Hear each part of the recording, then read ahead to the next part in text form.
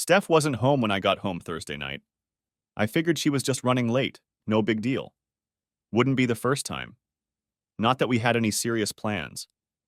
It was the beginning of a long holiday weekend, but I figured we'd just stay home and relax. She would be home soon, and we would decide what to do about dinner. I called her, but her phone was off for some reason. I left a voicemail saying I was home, loved her, and would see her soon. I was getting worried when I found the note. She had left it on the kitchen table, which wasn't a very smart decision. That table is always cluttered with trash, and we have to clean it up every time we want to use it. Dave, I'm doing this the cowardly way, I admit it. Before I say anything else, I have to make it clear that I know you deserve a lot more than that from me. I'm really sorry about that. I wanted to say it in person. I've tried and almost done it so many times, but I never had the courage and I just couldn't bring myself to do it. First, you have to realize that this has nothing to do with you or how I feel about you. I do love you and I always have. Marrying you was the best decision of my life. I am so grateful to have you in my life. You are a wonderful husband, a wonderful lover, an amazing father to our children, and the best partner in every way anyone could ever dream of. I am incredibly honored to be your wife, and I hope that above all else, our marriage can survive what I have to tell you. I won't be home tonight or this weekend. I'm out on a date. Yes, on a date, specifically for the weekend. I'll be out of town, and I'll be back Monday afternoon. I'm not going to tell you who they are or where we're going. I don't want you to do anything that we'll regret. This is our first trip as a couple, and it's a big step for us.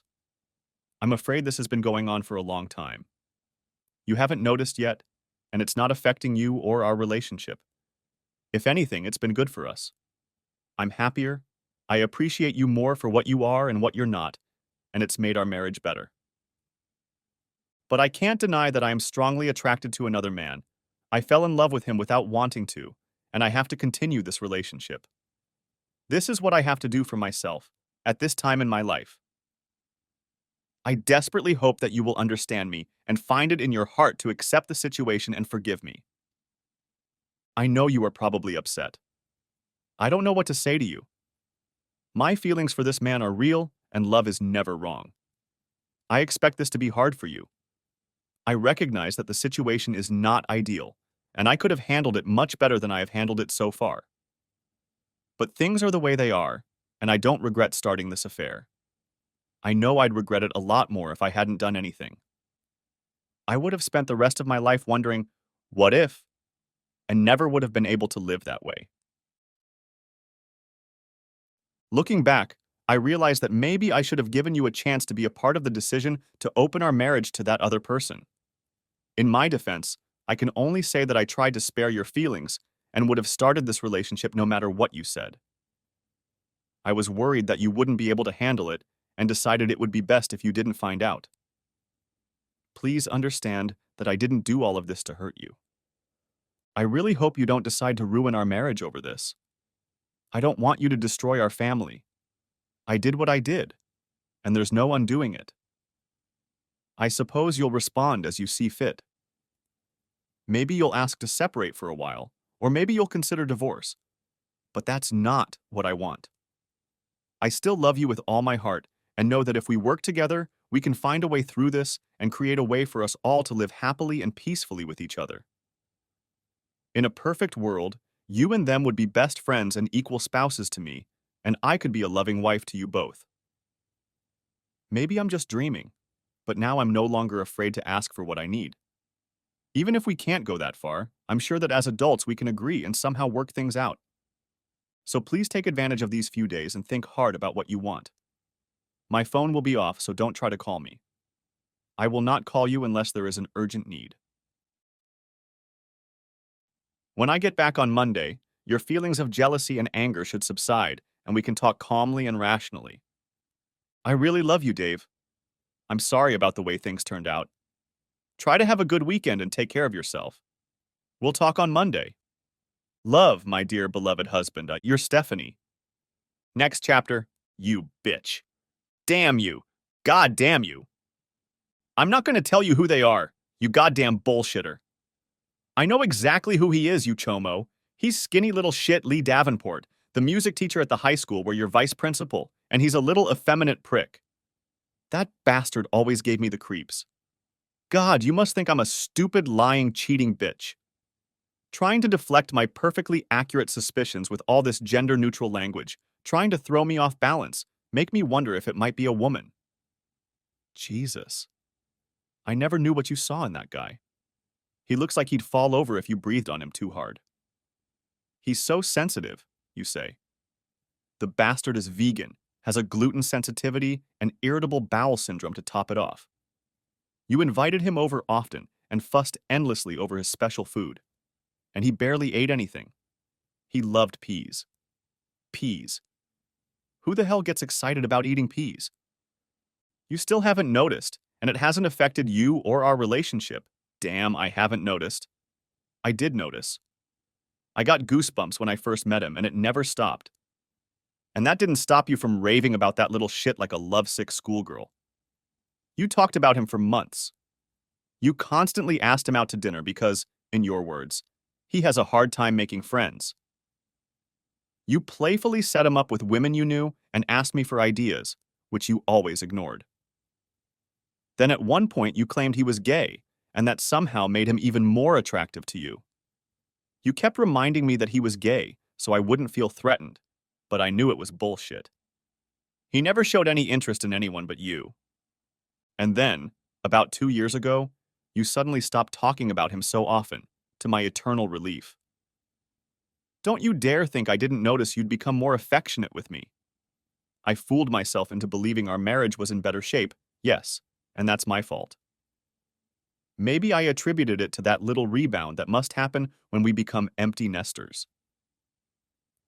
Mike and Jessica were looking at colleges when this whole thing started, and I thought you were looking forward to our new freedom. Silly me. You were looking forward to your new freedom. Don't you tell me I didn't suspect anything?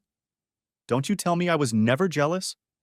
Don't you dare tell me I never drove myself crazy worrying about you and him and what you were doing working those extra hours. You did. Believe me, I did. You saw me. You saw what you were doing to me. You called my jealousy cute and stupid. You laughed at me for it. You laughed at me for it. You called me insecure. We're just friends, you said. We're co-workers. We work together. You're making this up. You have nothing to worry about. That's what you said every time I just twitched an eyebrow about my time with that skinny bastard. No, no, no. You made it clear to me that my job was to trust you, to believe you, and take comfort in the lie that you would never, ever betray me. If I had stood up for myself, I would have been at fault. You used that shit against me like a nuclear weapon. We spent the last 2 years of our marriage playing brinkmanship, for crying out loud. I could never say anything about it because it would make me look bad. I never called you guilty of your shit because that would mean I'm a greedy and narcissistic and bad and stupid and crazy person. Bad husband. Bad. God, you called me childish and insecure and weak. You even made me believe you. I honestly thought I was going crazy. That was easier to deal with than you betraying me like that, completely and permanently. You used the kids against me. Damn you. If I dared to tell the truth, I'd be the bad guy, guilty of ruining the marriage, of breaking up the family. You've abused every bit of love and trust I've given you. You've worn her down to the point where it's not even funny, you smug, self-righteous, greedy cretin. And you're still doing it. What kind of monster are you that we can go on like this while you think everything is fine? Screw you, Stephanie. Screw you to hell. Next chapter. I thrashed around the house like a caged tiger, mentally screaming at myself, screaming at her, screaming at him. Damn it. It's a letter. It's a goddamn letter. She's so full of shit. She's so delusional. She was never going to talk to me about this in person. I know her too well. She just tells herself that to make herself feel better. She's written and rewritten 10 different versions of this shit on her laptop, painfully picking the right phrases to make it look like she's taking responsibility for it, but really isn't. and making me look like a villain if I can't handle her shit. She must have spent weeks on this. Weeks. And then, when everything was perfect, she neatly handwrote the whole thing on a nice stationery form her mom gave her years ago that we never used, just so I knew she was being serious and sincere. Like it was meant to be a love letter or a letter of remembrance. If there's one good thing about all of this, it's that at least I know I'm not crazy. For 2 years, I've been banging my head against the walls, telling myself that I didn't see what I saw, didn't believe what I knew, and didn't feel what I felt. God help me, it's almost damn holy. So, whatever my marriage to Stephanie was, it's over. It's been over for a long time. At least now I know where I am. I was one of her husbands. My opinion and feelings might have mattered enough to make her lie to me, but not enough to stop her from cheating on a goddamn whore. I don't even matter enough to make her talk to me. I have no way of knowing how things are going in my own goddamn marriage. She'll just say, "Yeah, okay, I did a bad thing, but it's your problem now. And the divorce and ruined house will be my fault if I don't follow her plan to cheat on me and rub it in my face." Next chapter. A few hours passed. The first wave of anger had passed as well, flaring bright as a match, but starting a flame that would burn perhaps for the rest of my life.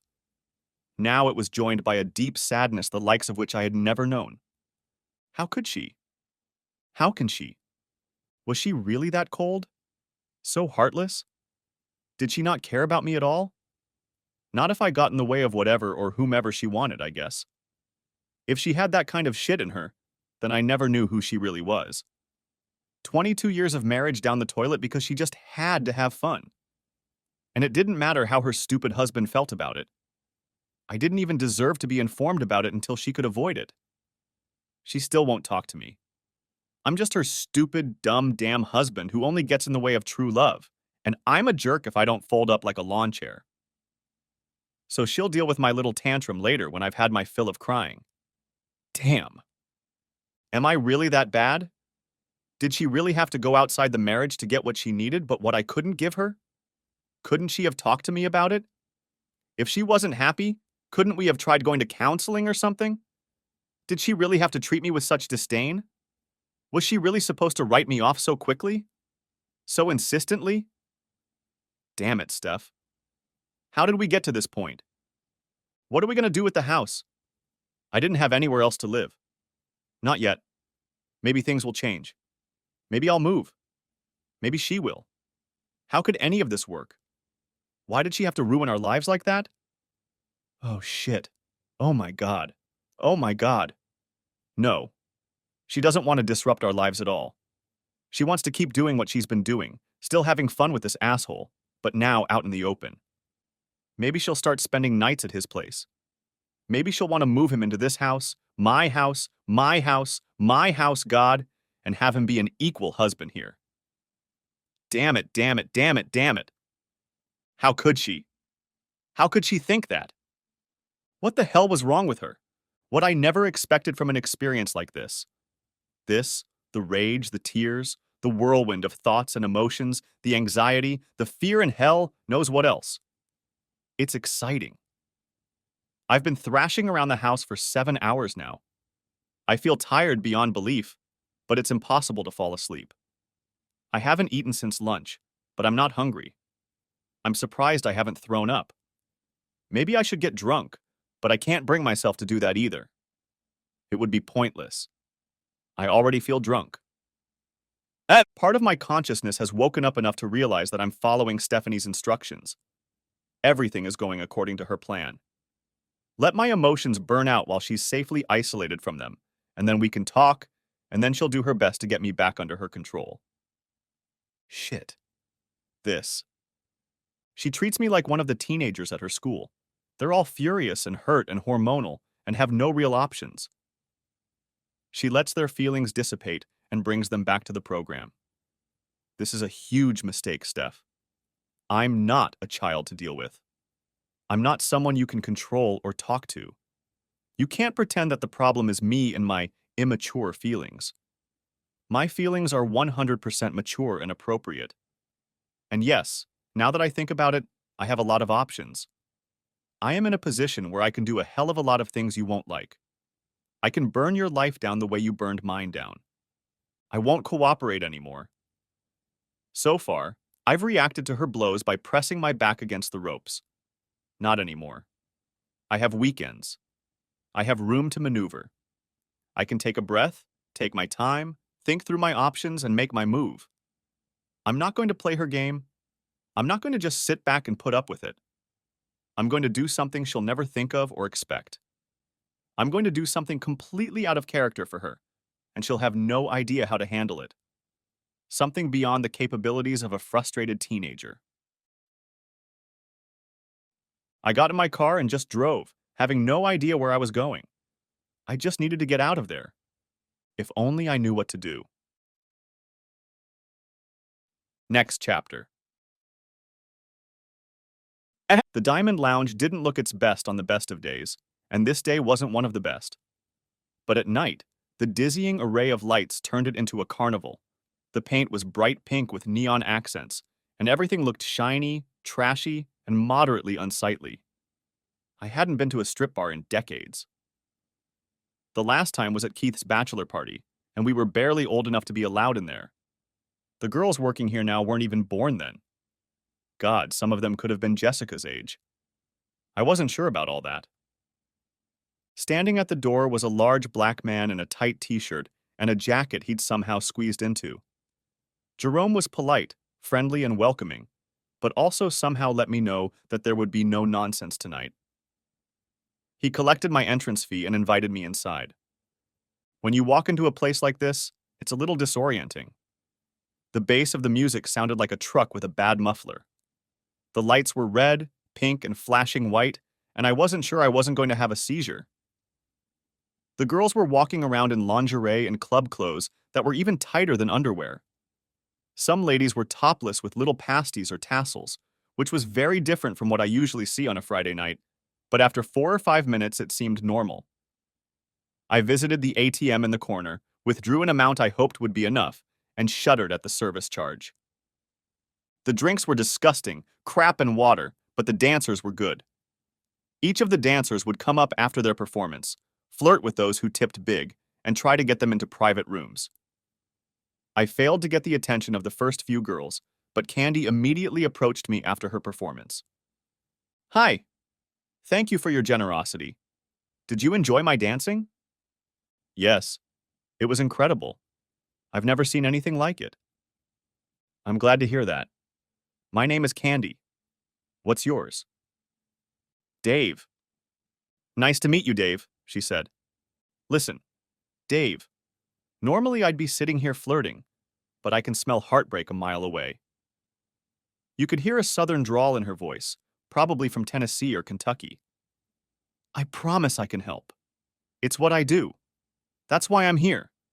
I'm sure you know that all the girls here use stage names. My name is actually Cookie. Cookie Dedridge. Cookie? Is that a real name? Shh. Yes. And I only share it here with people I can trust, because I need them to trust me. Later, I'll show you my ID with my real name and real address. I will do this because you are clearly not a predator. You're the kind of person who never comes to places like this. You're only here because you've been wronged. You feel alone and don't know what to do. I can see that, and you need my help. Some people rescue cats or volunteer at the soup kitchen. I heal broken hearts. Your wife has really worn you out, hasn't she? I, yes. Is it that obvious? It is to me. It's written all over your face. And look at your hand. She took my left hand and held it out palm up. You have calluses here and here. She touched the edge where your wedding ring should have been. And the skin in between is smooth. Your ring has hardly ever left your hand, has been for years, and it hasn't been off for a very long time. Did it happen tonight? Yes. I left the ring in the car. I wondered if Steph had taken hers off while she was with Lee. Probably not. She'd never thought of betraying our marriage with her body. Why would she even remember her ring? She took my other hand. You're right-handed. Let me see. The lighting wasn't great, but she found what she was looking for. Your love line is broken. There's a gap. And here, it looks like you have two children, a boy and a girl. Twins. Oh my God. How did you do that? Am I wrong? No, you got it. Mike and Jessica, they've gone off to college. Good for them. Good for you too. Yeah, thanks. No, I'm serious. You're doing a good job of being a father. Where do they go to school? Mike is at the State University, studying architecture. Jessica's staying put, but she's living in a dorm on campus. She needs the college experience. She's studying to be a psychology major. Cookie nodded, looking at me intently. She let out a soft, She rose from my lap and led me by the hand to the hallway at the edge of the room. Listen, I'm going to walk you out in private. There are rules, but don't worry about that right now. 20 for one dance or 50 for three. The curtain stays closed, there's a security camera, but it doesn't record. Jerry will explain the rules to you, but you're a special case and I won't dance. She nodded toward the man behind something like a bank window once we were around the corner. Give him the money and the house will pay me. You can tip extra if you want once we're inside. Don't worry about that now. You and I have more important work to do. This may take a while. Work? You need to tell me your story. Get it out of you. I'm going to listen to you, convince you that you're a good man despite everything she did, and convince you that any woman would be lucky to have you. And then I'm going to use all my talents to make you feel better. She kissed my cheek chastely and stepped back, still holding my hands. I'm going to go change for our little party. I'll meet you in room 3 in a few minutes. Go talk to Jerry. You're Jerry, I presume? I asked the guy. $50 for 3 dances, another 50 for 3 more, and so on. He mouthed this in a robotic monotone, repeating the same thing dozens of times throughout the night and barely realizing it anymore. Do not harm, threaten to harm, or endanger the lady in any way. Do not use force or threaten to use force under any circumstances. For any inappropriate behavior, you will be immediately removed from these premises, and there will be no refunds. Do you understand these rules as I have explained them? Yes. 50. I held out the money to him. He relaxed a little and spoke again, this time as if we were friends. C gave me a sign that you're one of her special cases. I'm sorry to hear that, but it happens. Today is your lucky day. She can really help. This time and this time only, 3 songs means you can be there until she says you're done. Congratulations, room 3. I pulled back the curtain. It was smaller than a room, but bigger than a cubicle. There was a sturdy chair built into the wall, with the back at a 45-degree angle, like a chair, and something like hinges or handles on top. On a small nightstand was a pack of antibacterial wipes. I like your tattoo. Does it have any special meaning? It's called the Triquetra knot. It's thousands of years old. It was originally meant to symbolize earth, sea, and sky. Perhaps also life, death, and rebirth. It was used to evoke the 3 states of the divine feminine, virgin, mother, and crone, and of course Christians have used it to refer to the Father, Son, and Holy Spirit. But to me, it means something else. And what is that? You'll have to guess. Don't waste your time on the first try. You only get 3 tries, and you have to know me very well to at least start guessing. I have a lot of friends I've known for years who don't even come close. If you don't guess right, I'll never tell you, and you'll never know.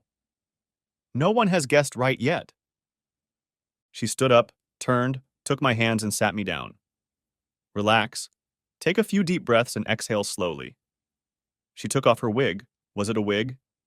Just don't worry about it and let me drive. You're okay, Dave. You're a good man. Tears involuntarily filled my eyes. There's nothing wrong with you, nothing lacking. You're not perfect. You have your flaws, just like me, just like everyone. But you're a good man. You're a good husband, a good father, a good son, and a good friend. I burst into tears again. Our breathing hitched, mine becoming punctuated by sobs. You don't deserve what happened. It's unfair, And it's wrong. I'm really, really sorry. You're a good person. You deserve love. You deserve to be treated better. My eyes closed and my chin pressed against his neck as I convulsed, choking back sobs. I hadn't cried this hard since I was a tiny baby. I could feel it all pouring out of me like floodwater, and Cookie just put her arms around me and let me know she was there for me. That's right. Let it out. Let it all out. Tell me your story, she said, and my mouth opened and the words came out. I wasn't in control of myself. Dave and Steph's story had sprung up on its own, using me as a receptacle. How we met in high school, our first dates, the wedding, the birth of our twins, buying our first house, struggling with bills and schedules, my career and hers. And then, the introduction of Lee Davenport into her life, her infatuation with him, the deterioration and destruction of what I thought was a good marriage. By the time I finished, the words were gone. The rage was more of a bubbling cauldron than an inferno, and the only expression on my face was sobbing. That's good. That's good. Thank you for sharing so well with me, Dave. You've done a marvelous job. You're so good with your feelings, and you have every right to all of them. You are right to feel the way you feel. I know it hurts, Dave, but I promise you that we will work through this. We will fix it no matter how it looks in the end. It's going to be okay in the end, even if it's all screwed up right now. I can't tell you how it's going to happen, or what it's going to take, or how your life will turn out afterward. But it's going to happen. Do you understand? Sure. I'm serious, Jim.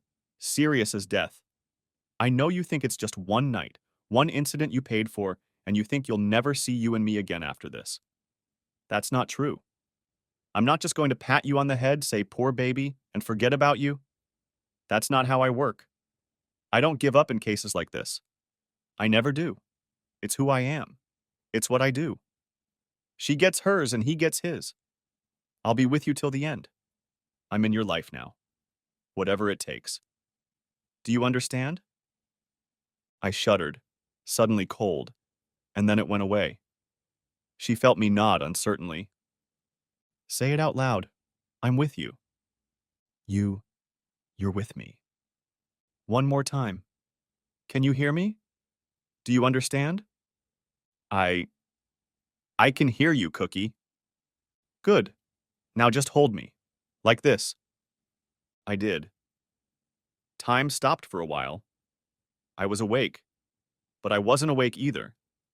I was in a liminal state, hypnotized, in a moment that stretched into eternity.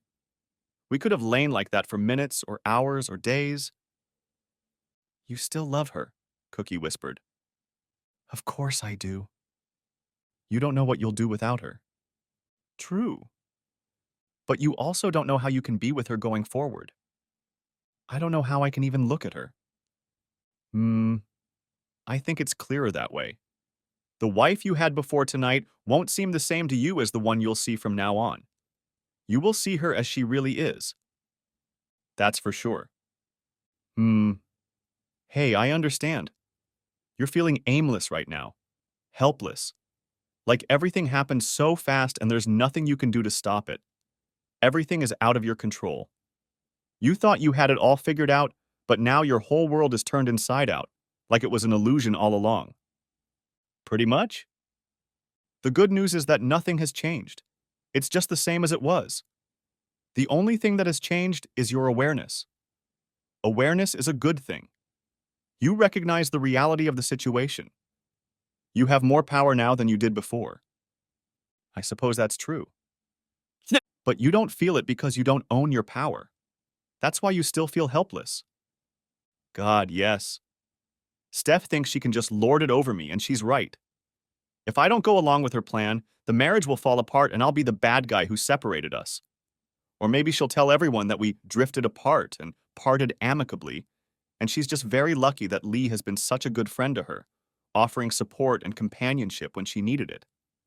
Anything but the truth that she lied and cheated on him for years while we were married. It doesn't matter. Everything she does doesn't matter anymore. She may believe she's backed you into a corner, but so what? She's wrong. Only one thing matters. Only one thing matters at all. What's that? It's you. You have all the power you need. Right now, she thinks you have no choice. She knows your feelings are hurt, but she thinks you'll get over it, forgive her, and things will go back to normal. She knows it will be hard, but she thinks it's inevitable. She's willing to apologize until she's breathless. She may even offer you your freedom, but she's pretty sure she'll get you back. Even if she doesn't, she has a backup plan. But she's overconfident. Overconfident. You've never faced the choice that's in front of you. The thing is, you are. I do. There is. A choice. What you make is entirely up to you. Stephanie needs to be prepared for the fact that she won't like your choices any more than you like hers. She's not in control of this situation. You, on the other hand, are. What do you think I should do? Honey, I know you're looking for advice, but the most important thing is for you to take the initiative yourself. Take leadership in your life. Take back the power. It doesn't matter what you decide, as long as it's your choice. That's good advice. Thank you.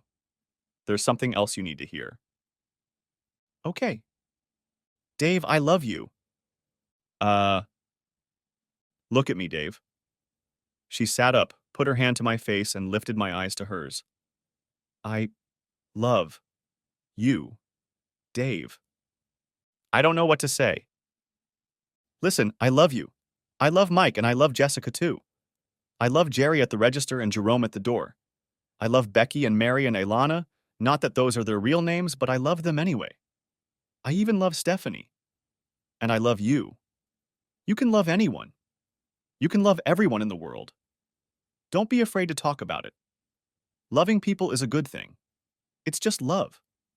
It's just a feeling, a connection. It's not a decision. It's not a promise. It's not an action. It's not something you should be helpless against. You can love someone and yet not be in a relationship with them. You can love someone and yet be alienated from them. Some people are toxic. You can love them and yet make the common sense decision not to have them in your life. Oh, do you love Stephanie? Yes. Does that mean you're her prisoner? Or that you have to put up with her crap? No. Does that mean you have no choice about what to do with her? No. Okay. Do you love me, Dave? You can say yes or no. You're not promising me anything either way, and I can love you without expecting you to say it back to me. I get it. Yes, I love you, Cookie. Don't you feel free?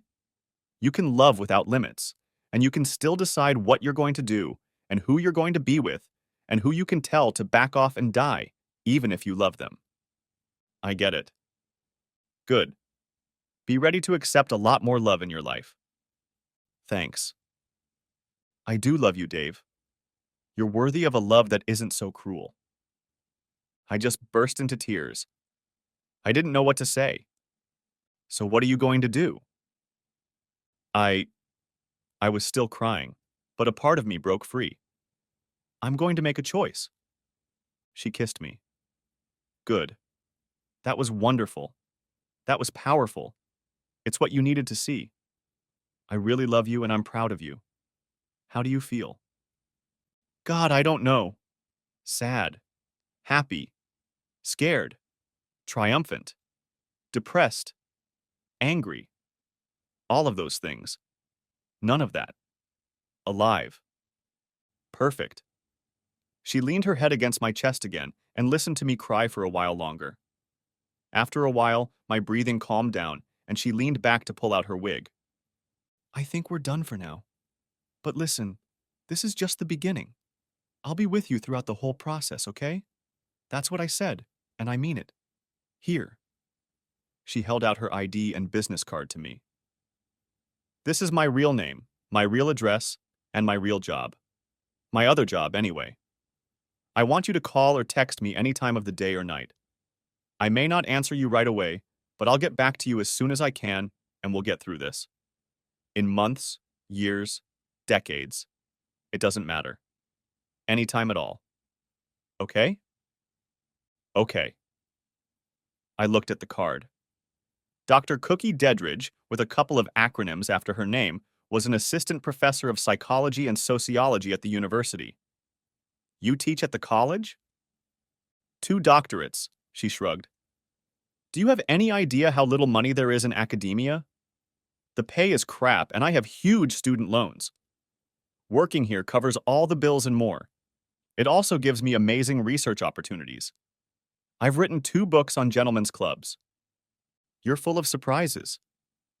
You have no idea. Your daughter may have been in my class. You said she's studying to be a psychologist. Ask her about me. It's better to find out sooner than later. Then she looked me in the eye again. Listen, I'll be there for you, in your life, helping you through this if you let me.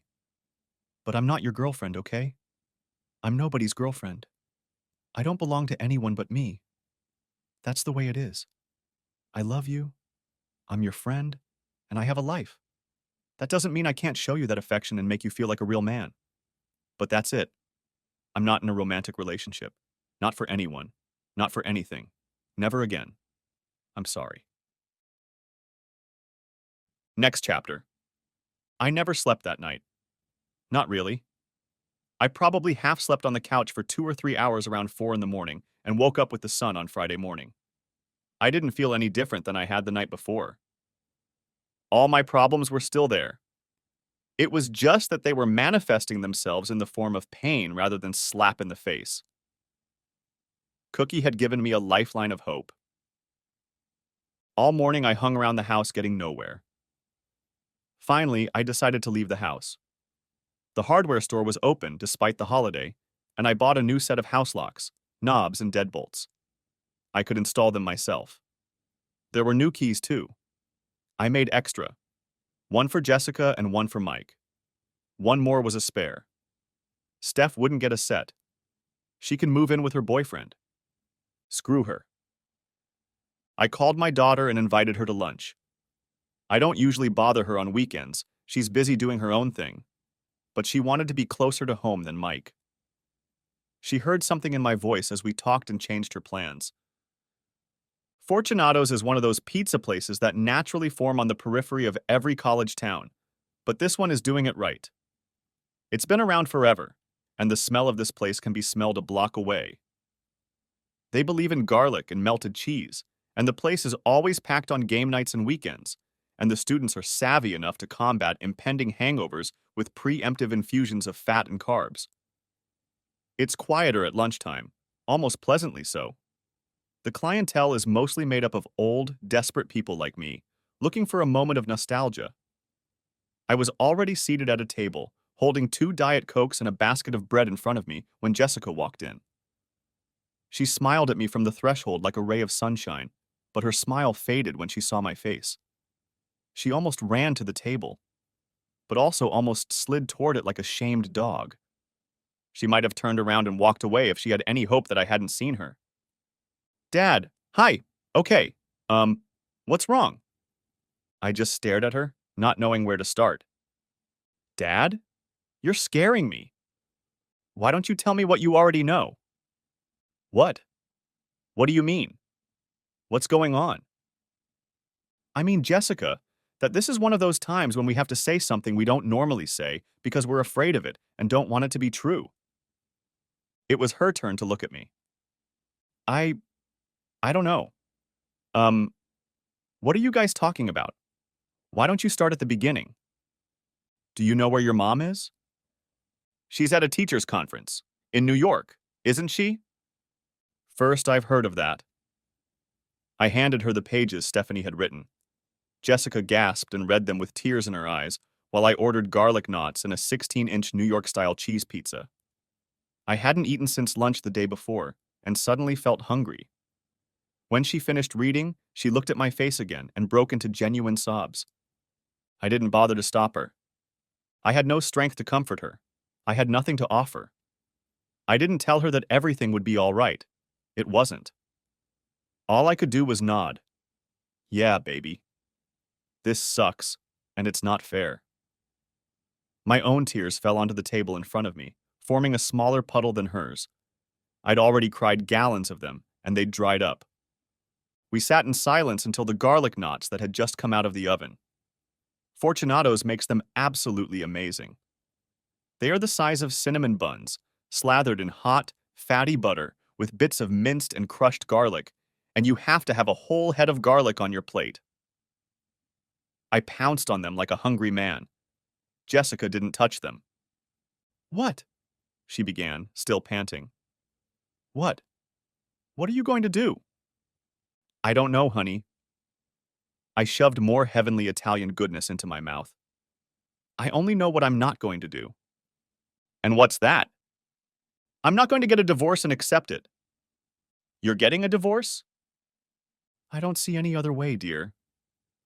I fumbled in my pocket and pulled out 2 small white envelopes. "I'm changing the locks this afternoon. Here are the new keys. One for you and one for your brother.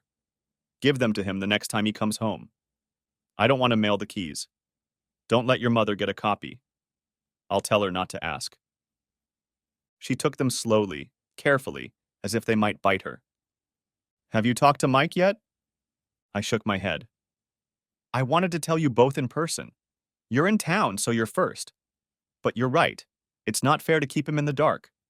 We can call him right now. Together. If you want, I'll do it." She pulled out her phone and tapped the screen. When the call connected, she opened it with, "Hey, little brother." Steph and I refused to tell them who was born first.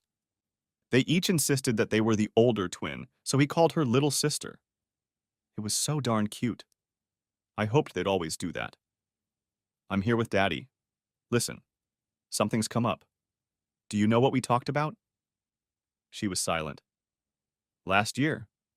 You know." "Oh." Silence again. "Yeah."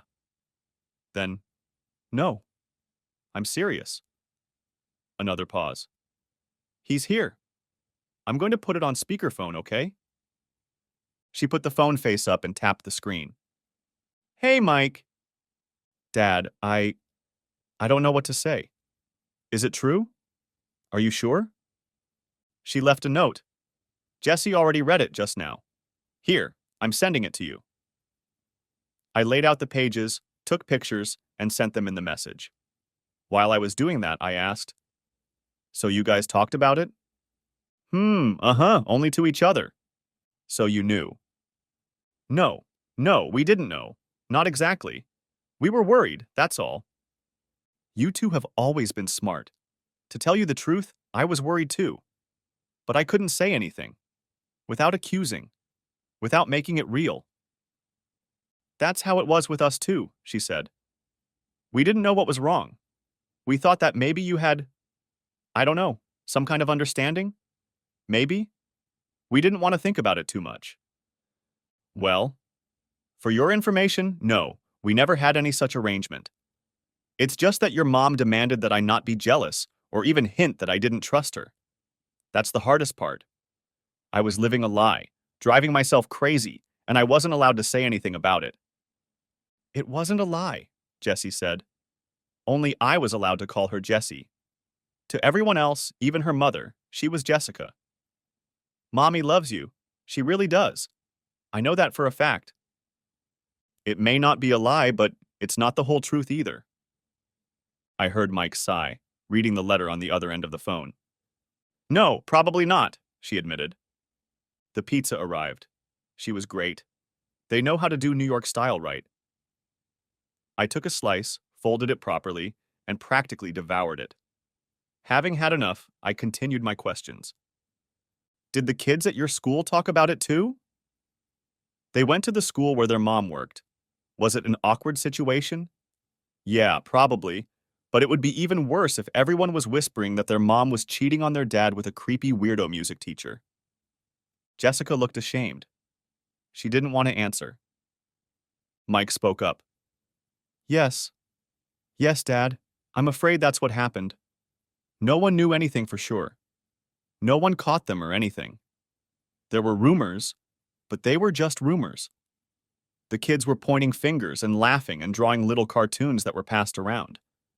They weren't based on anything serious. Perhaps it was all made up, as far as anyone knew. Maybe it was all about how they acted around each other, how they looked at each other. Nothing definite. It was just childish shit. I can't help but notice that no one's named Shithead yet, I said. But let's turn those cards face up, shall we? We're all talking about the same person, aren't we? Go ahead. Go ahead and say it. I know who it is. Mike took the cue. Mr. Davenport. I nodded. Yeah, she was always weird about him, and that bastard always gave me the creeps. I shuddered. God knows what she found in that little bastard. Jessica looked at me with new eyes. She wasn't used to me swearing so much in front of her. Oh well, I guess it was a new day for all of us. I never liked him either, Daddy. Oh well, keep disliking him, especially if he becomes your new stepfather. I'll be happy if you spit in his face every time you see him. I'm not going to see him. She sat up straighter. I don't go to that school anymore. Anyway, I'm mostly out of the house now. When I get a break between semesters, I'll stay at your place. Not at her place. I'm an adult. I'm old enough to make that decision. Look, I don't want to come between you and your mom. She's still your mom and always will be. And then, however, there's no law that says I have to have anything to do with her stupid boyfriend. She jutted her jaw defiantly. My choice. He's a bad role model. He's a home wrecker. I'm not going to accept him. Neither am I, Dad. He's always been a creepy little jerk. Especially now. Well, before we all get on the same platform, your mother will accuse me of turning you both against her. I don't do that. Not on purpose. I don't want you to get the impression that I am. All I want to do is expose the truth. You read the letter. You heard how I feel. That's all there is to it. That's all I want to say. They fell silent. Okay. I guess we're not done yet. I sighed. Okay. Listen. Here's what's going to happen next. Steph will come home and find that the locks have been changed and her stuff has been moved into storage. Mike, Jesse has a new house key for you. Maybe I'm just being dramatic. Maybe I'm just being petty. But right now, I think she deserves that statement so she knows to take me seriously. When all the dust settles, I'll probably let her keep the house, or let her buy me out. I don't think I'd want to stay there. No one likes to be played, and that's where it happened to me. My memories of my time there will be tainted. Don't say that, Dad. It's true. She used that house against me as leverage. My house, no. Our house was threatened if I spoke up. I spent about 2 years there, twisting myself into knots, pretending everything was okay, even though deep down, I knew it damn well wasn't. Why would I want to keep living in a place like that? Neither of them had much to say on the matter. I should get going. I've got a lot to do. Oh, Jessica, I was wondering, did you take any classes from Professor Deathage? Does that name sound familiar to you? You mean Dr. Smurtage? Is that what they call her? She's like a celebrity. Yeah, she taught my psychology 101 last semester. It was a big class with 100 people in lecture and 7 or 8 graduate students leading discussion sections. I didn't get to know her better, but I'm looking forward to taking her classes at the 300 and 400 levels when I take the preliminary exams. Why do you ask? Well, this is where she caught me off guard. Well, I met her by accident. She thought about it for a second. Then her eyes opened, bright as beacons, and illuminated me like the searchlights of an escaped prisoner. No, you haven't met. Didn't what? Mike asked, still on speakerphone. You went to. Okay, Jesse. Can we not say anything else right now, okay? What the hell is going on? Mike was clearly out of earshot. Mike, I'll call you back, Jesse said, tapping the screen to end the conversation. Papa, I can't believe you. Believe what you want to believe. I think Cookie's making no secret of the fact that he's moonlighting. Are you kidding? That's part of what she's famous for. Also, every man with a pulse on campus falls instantly in love with her. But she's not known to have a date. Everyone thinks she's a lesbian. Maybe she is. I don't know. It's none of our business. Of course it isn't. But I can't believe my own father would go to... All right, stop there. You admire this woman and look forward to attending her classes, and you know she works as a dancer, so there's no shame in that, right? It's called empowerment these days. So why are you so scandalized that I met her there? Because you're my dad. Well, I'm not really comfortable talking to my daughter about it either. I told you 15 minutes ago that your mother cheated on me for years, and now I'm the bad guy because I had nowhere to go and no one to talk to when I found out, so I intentionally did it my way. Maybe you'd like it if I got drunk to the point of passing out or ate a bullet. Don't even say that. Why not? Those are the options your mother left me. I'm sorry as hell for being off script, but you better believe I'm not going to sit home and feel sorry for myself until she comes home and tries to convince me to start sharing with her. She would never. Jessie shook her head. No, yes. Yes, she would. That's exactly what she wants, isn't it? Obviously, yes. And it's never going to happen, is it? No. No way in hell. And you're talking to Professor Dedridge right now. Yes. Well, maybe she can help. She straightened up. God, I can't believe I'm talking to my father about this. And I can't believe I'm having it with my daughter. We're in uncharted territory, aren't we? I think we are. Are you going to be okay? In time, but not soon. I looked at the plate of pizza. I'd eaten 4 of the 6 slices and barely remembered doing so. Do you want the rest? No, thanks. Take it home. You seem to like it, and I'm not hungry at all. The phone rang. It was Mike. I answered it, still sitting with Jessica. I put it on speakerphone. Okay, so are you going to tell me what that was about? I'm just finishing up here with Jessie. She's right here. I'm sorry. I'll tell you all about it, or she will.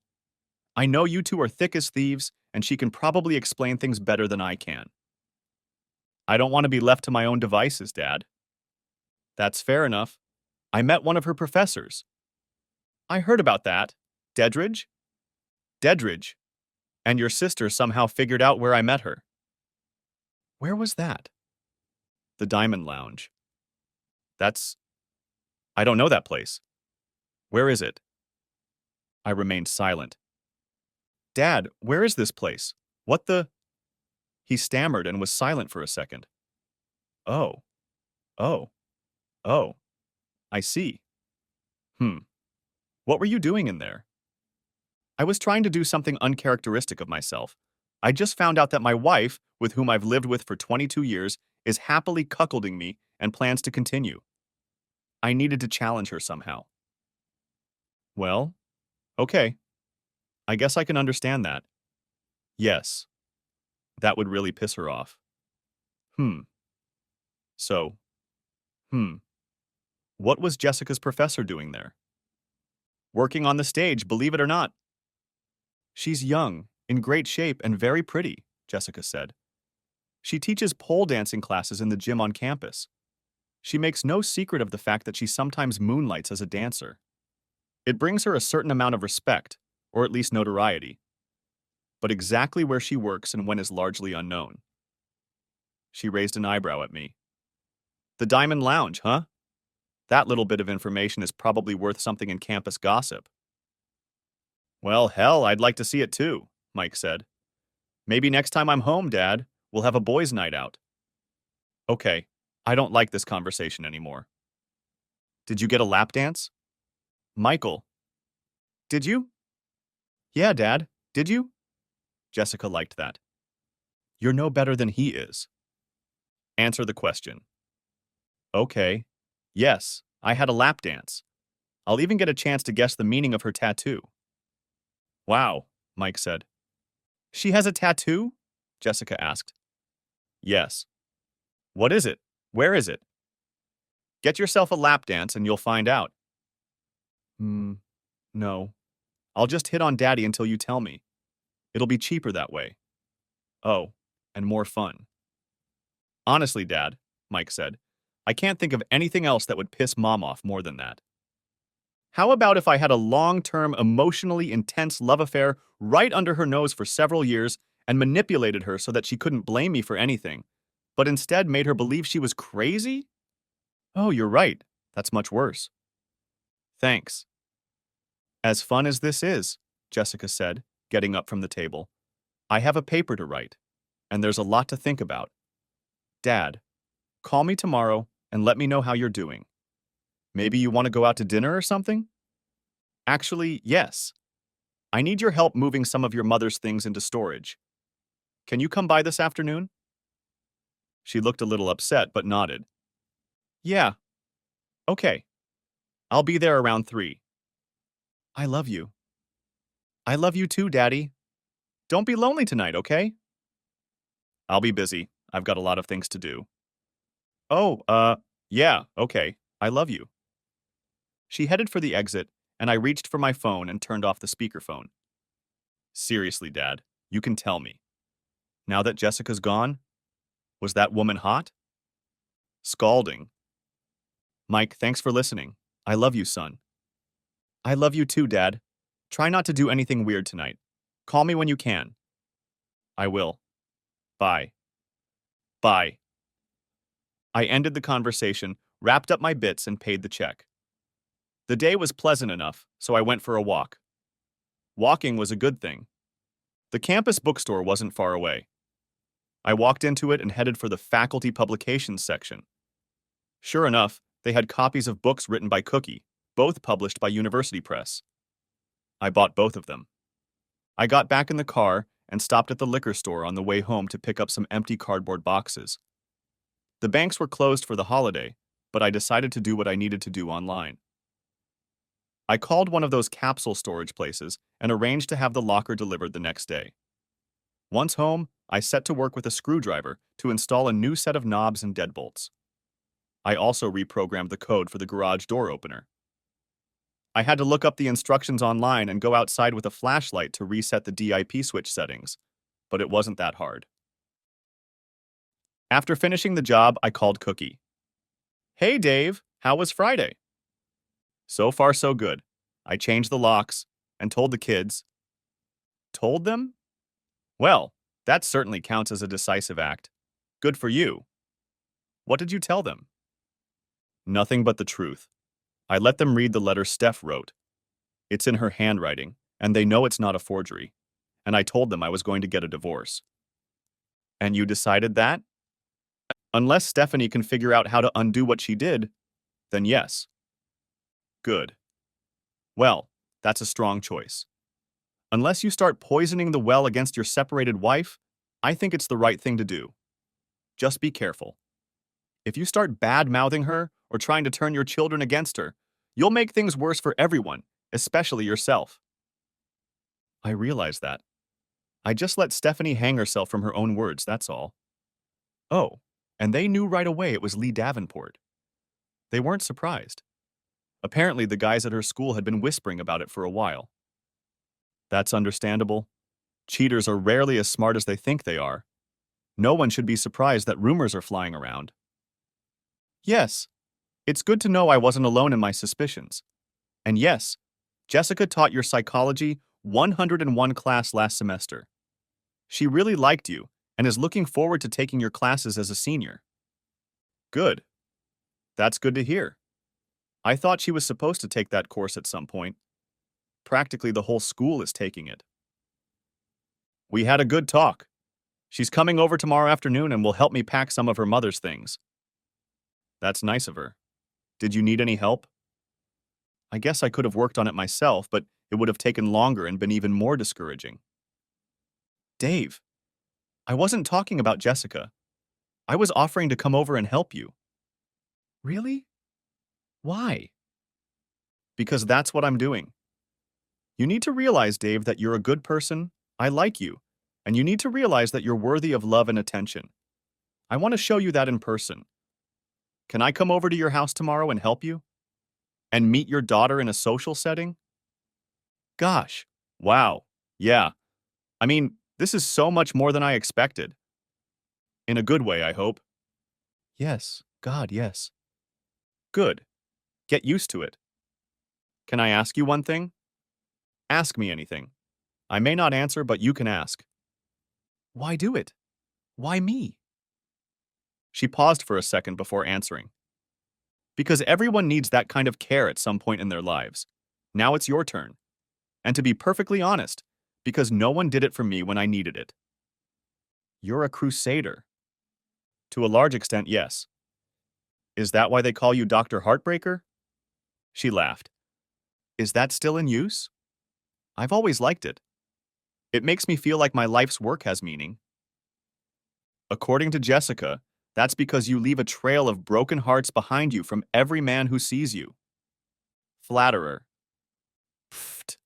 You make your money as a seductress. True, but not all the time. When am I supposed to show up? Jessica said she'd be here around 3. Great. Text me your address and I'll be there. Oh, and Dave. Hmm? I love you. She ended the conversation. Next chapter. I ate the last 2 slices of pizza for dinner and drank a beer. I contemplated making the next call. I knew I was going to do it, but I was still fidgeting. I decided to stop thinking and just pull the trigger. I dialed the number of Hal Rambo, the principal of the school where Steph went to school. David? Good evening. Good evening, Hal. Sorry to bother you. I hope you and Laura are enjoying your weekend. I have a couple of questions if it's not too much trouble. Oh, sure. What's going on? Is there some kind of teachers' conference this weekend? No, none that I know of. Why? Stephanie told our daughter that's where she'll be. Do you happen to know where Stephanie is right now? I assumed she'd be with you. No, she's not. One more question. Do you know where Lee Davenport is right now? Hal maintained a sepulchral silence. He could feel the tension in the air. What are you saying, Dave? I'm not saying anything. I'm just asking. If you don't know, then you don't know. I'm sorry to have disrupted your evening. Give my regards to Laura. Dave, wait. I mean, are you sure? I'm afraid I'm not sure of anything. I don't have any proof. All I know is that my wife isn't here. She left me a note saying she would be gone, but she refused to tell me where or with whom, and she told the children a very different story. Maybe it's nothing. I'm not asking you to say or do anything. In fact, it would be much better for everyone if Steph kept her job. She'll be proud of herself. The school will avoid a scandal, and I won't owe as much alimony. All I'm saying, Hal, I'm saying you're not a fool and you don't deserve to be treated that way. I'm afraid I don't know what to say. You don't need to say anything, Hal. You're a good guy, and you've always been a friend. Oh, thank you. Thank you, Dave. You too. Sorry again for disrupting your weekend. Have a nice evening. Good night. Good night. And take care of yourself, okay? I will. Good night. Good night? Next chapter. I was so emotionally exhausted from the previous 2 days that I fell asleep earlier than I intended. I started reading Cookie's second book. I pulled out my laptop and started researching divorce attorneys, scheduling a bunch of appointments online. The first free one was scheduled for the end of the following week. I opened new bank accounts in my name, only so they would be open when I transferred money on Monday, and read a bunch of free advice online that was very uneven and probably not worth it. There's a lot of stuff on the internet about scammers and cheating. Lunch was unforgettable. The locker arrived at noon 30, and I had lots of boxes and packing tape. The first to show up was Cookie, looking like an ordinary human. But still very pretty. It's the false eyelashes, she said conspiratorially, having read my mind. They change my whole look. It's like being Clark Kent. Which one of you is Superman? Both of us. But to be fair, you called me a crusader. I even have a cape, so I'm actually more like Batman. She wrinkled her nose adorably. But both my parents are alive and well, and I'm not a multimillionaire, so that part doesn't fit. You have lots of fancy gadgets and a secret cave? Huh, you better believe I do. Batman, then. Or Batgirl. Please. Yvonne Craig was taller than me, and she had much better legs. Not one bit. Flatterer. For you? Always. You don't need to flatter me, Dave. She looked straight into my soul. You have nothing to prove. To you, maybe. Because you love me. She smiled at me. But I still have a lot to prove to myself, and I don't know how to start. You're doing fine so far. Just support whatever you decide to do. Choose your strength and keep your integrity. That way you'll never go wrong. That sounds like good advice. Thanks. It's always helped me. Jessica will be here in a little while, just so you know. Oh, and she guessed how we met. Almost immediately. I didn't tell her. She just guessed. I couldn't deny it. I'm sorry. For what? Well, I mean, isn't it shameful? She turned and looked at me, motionless as a statue. She looked down at me slowly. Time had stopped. I saw every blade of grass, every leaf on every tree, and heard the blood rushing in my ears. She stood on my doorstep. We hadn't gone inside yet. Finally, after she seemed to have made up her mind about whatever she was thinking, she spoke quietly, seriously, and firmly. Have you watched Game of Thrones? No? Never mind. A character named Tyrion Lannister has a phrase. He's talking to a nobleman's illegitimate son, a guy with no birthright. Tyrion himself is a dwarf. For some reason, people keep reminding him of this, as if he might forget. These are two people with blatant social vulnerabilities. Tyrion tells Jon Snow, "Never forget who you are. The rest of the world won't. Wear it like armor and they can never hurt you." I took that to heart when I read the books years ago, though Tyrion in that version of the story doesn't elicit as much sympathy. You just asked me if people would be embarrassed if they knew I was not only a professor, but a stripper as well. The answer is not just no, but hell no. I'm not embarrassed. I'm proud of who I am. I'm proud of what I do. It gives me strength. I don't just wear it like armor. I wield it like a sword. I'm a freaking legend on this campus and everywhere I perform. You know what I mean? People talk, of course. That's their problem. That's their insecurity. But not mine. The vile insinuations, the rumors, the attempted insults.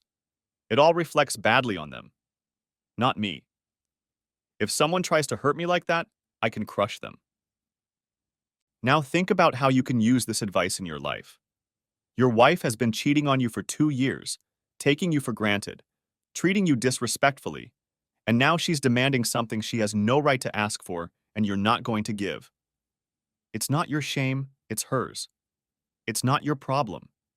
It's her failure. It was done to you. You couldn't stop it, but you can wear it with pride. Like armor. The world will not forget the truth of who you are. You are an unwilling cuckold.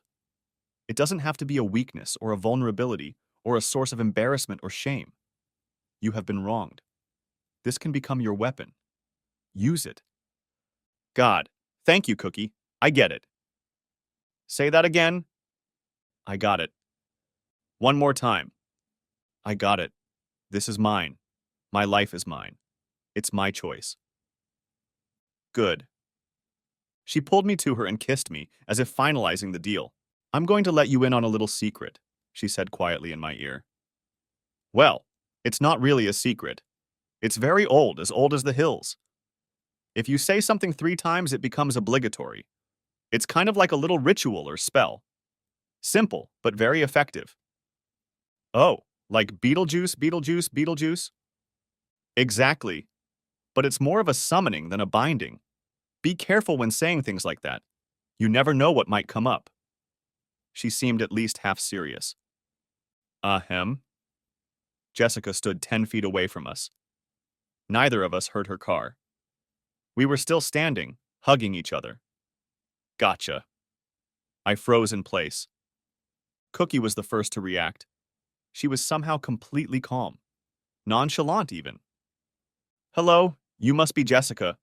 Dave told me you were in my class last semester. I recognize you now. Jessica Jameson. That's right. It's good to see you again. How are you enjoying this semester? You Just made out with my dad. Yeah, he's a good kisser. Is that appropriate? Hmm, you tell me. We just found out that your father has been in an open marriage for years, though his wife hasn't bothered to inform him until now. She is currently away with her lover to parts unknown. This good man is now officially estranged from her. You and I are here to help move her things out of the house. I suppose he's free to make out with whomever he wants. Still, it's, kind of a shock.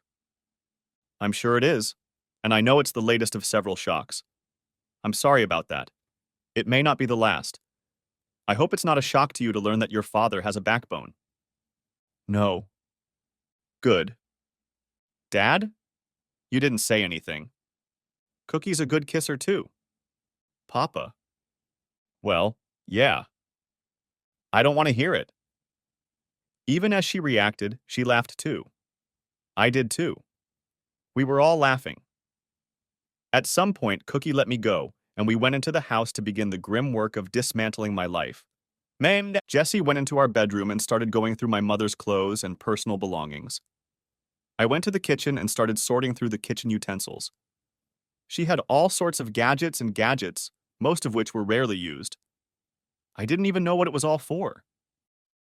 We still had the original boxes in the attic, so I was able to pack it all up properly. Then there's the wedding china and her grandmother's heirloom formal sets.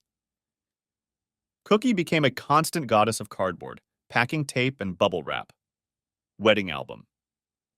Steph's diplomas, books, and all the stuff from her home office. You never think about how much junk you have until it's time to pack and move it.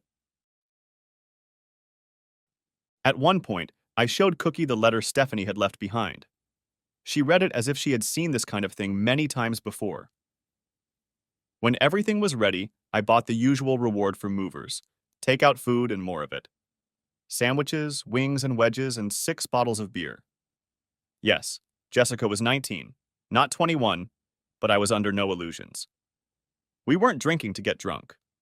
We'd already worked for hours, and we still had a lot of work to do. So, said Jessie, clearly wary of broaching the subject, but determined to make it as awkward as necessary. Are you guys kind of the thing now? I flinched. Cookie smiled. We're the thing, she said, but not that thing. We've known each other for 2 days. Your father isn't in the right emotional state to start a new relationship, and I don't like romance. So no, it's not like that. We're not a couple and we're not going to be. Right now, I'm just a friend. A good friend, and I'm proud to be here with him. Dave is a good man, a strong man, and I love him. Jessie's eyes widened at those words, but Cookie continued as if she didn't notice. He needs emotional and psychological support right now. When the going gets tough, we come together with those we can count on, those we know have our backs. That's when you find out who your real people are. Too often there are fewer of them than we realize. So, here's the thing. I'm here for him because he deserves it, and I'm honored to be the one for him. Jessie nodded in time with Cookie's words, engrossed in the message. Wow, I mean, okay. Yes. Thank you. From both of us. I'm glad you're here with us. Her brow furrowed, and she gave me a leering look. Oh no. Don't say that, Jessie. Don't say it, you mischievous little... Are you sleeping together? Damn it, Jessie. Not yet, Cookie replied, not wasting a second. We'll see how things go. She smiled, looking at the scared expression I had on my face. I'm sure it'll be fun. But even then, we won't be a couple. Not really. I think that's the biggest obstacle in the way. Dave doesn't seem to be the type for casual but affectionate liaisons, no matter how much he needs them. I'm here, you know. Both ladies burst into laughter. Hell, so am I. Seriously, Jessica said. Why don't you do relationships? I mean, half the campus is ready to bust down your door just to get a shot at you, and the other half wishes they'd had the guts to try. Don't you get lonely? Sure. Sometimes. Cookie thought for a moment, then seemed to make up her mind. But I have friends. I never need company or attention. If I need to scratch my teeth with someone who cares about me, I know where to go. But I perform exclusively alone, and I have my reasons for that. Look over here, Jessica. Both of you, look over here. Her index finger was pointing to a tiny spot about 2 inches below my collarbone. I never would have noticed it, but there was a little freckle or something. No, a sort of pale indentation. It's a scar. It's a bullet hole. We both recoiled back. My last boyfriend shot me. Oh my God, Jesse's voice was almost soundless. What happened? That, honey, we'll talk about that another time. For now, let's just say that Betrayal and I are old acquaintances. I decided a long time ago that no more guys was the right choice for me. David is a wonderful, generous man. He is intelligent, kind, and very caring. I'm sure he'll make the right woman very happy when he finds his way to love. But that lucky bitch, whoever she is, won't be me. I'm out of this game. Forever. Well, I guess that was settled. We finished our sandwiches and drank the rest of our beers, dipped into our work for a while, and after a few more hours, Jessica started talking about how she wanted to finish. We'd accomplished a lot, but of course we had more to do. I don't think I'm going home. I don't want to leave you alone tonight, Daddy. I'm going to stay here in my room. He won't be alone tonight, Cookie said. This was news to me, and I'm sure it was reflected on my face. Well then, Jessie said. In that case, I'm definitely going back to the dorm. I don't think I can handle it any other way. The two women hugged, and Jessie whispered what must have been an admonition not to hurt me, and Cookie made a sacred oath in return.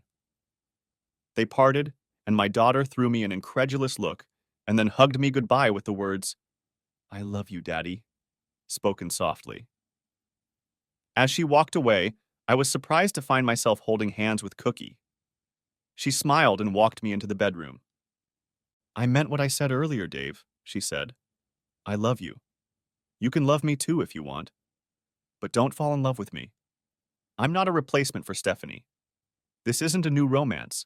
Accept it for what it is, and don't mistake it for something it isn't. Which is what exactly? I mean, you were right. I've never done casual hookups before.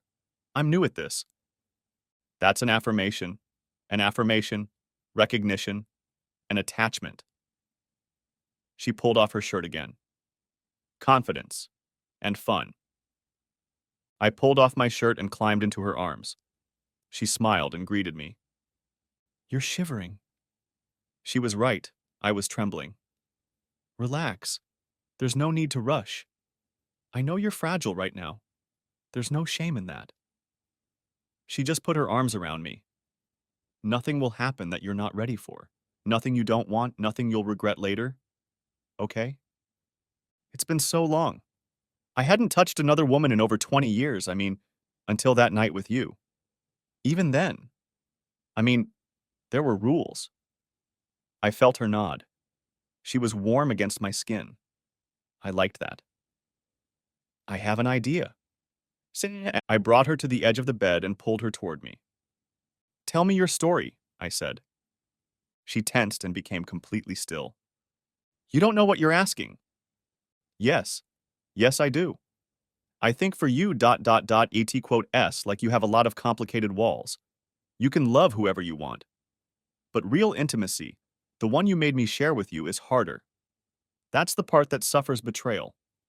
I'm still very raw, but I'm guessing you haven't dealt with your issues the same way I've dealt with mine.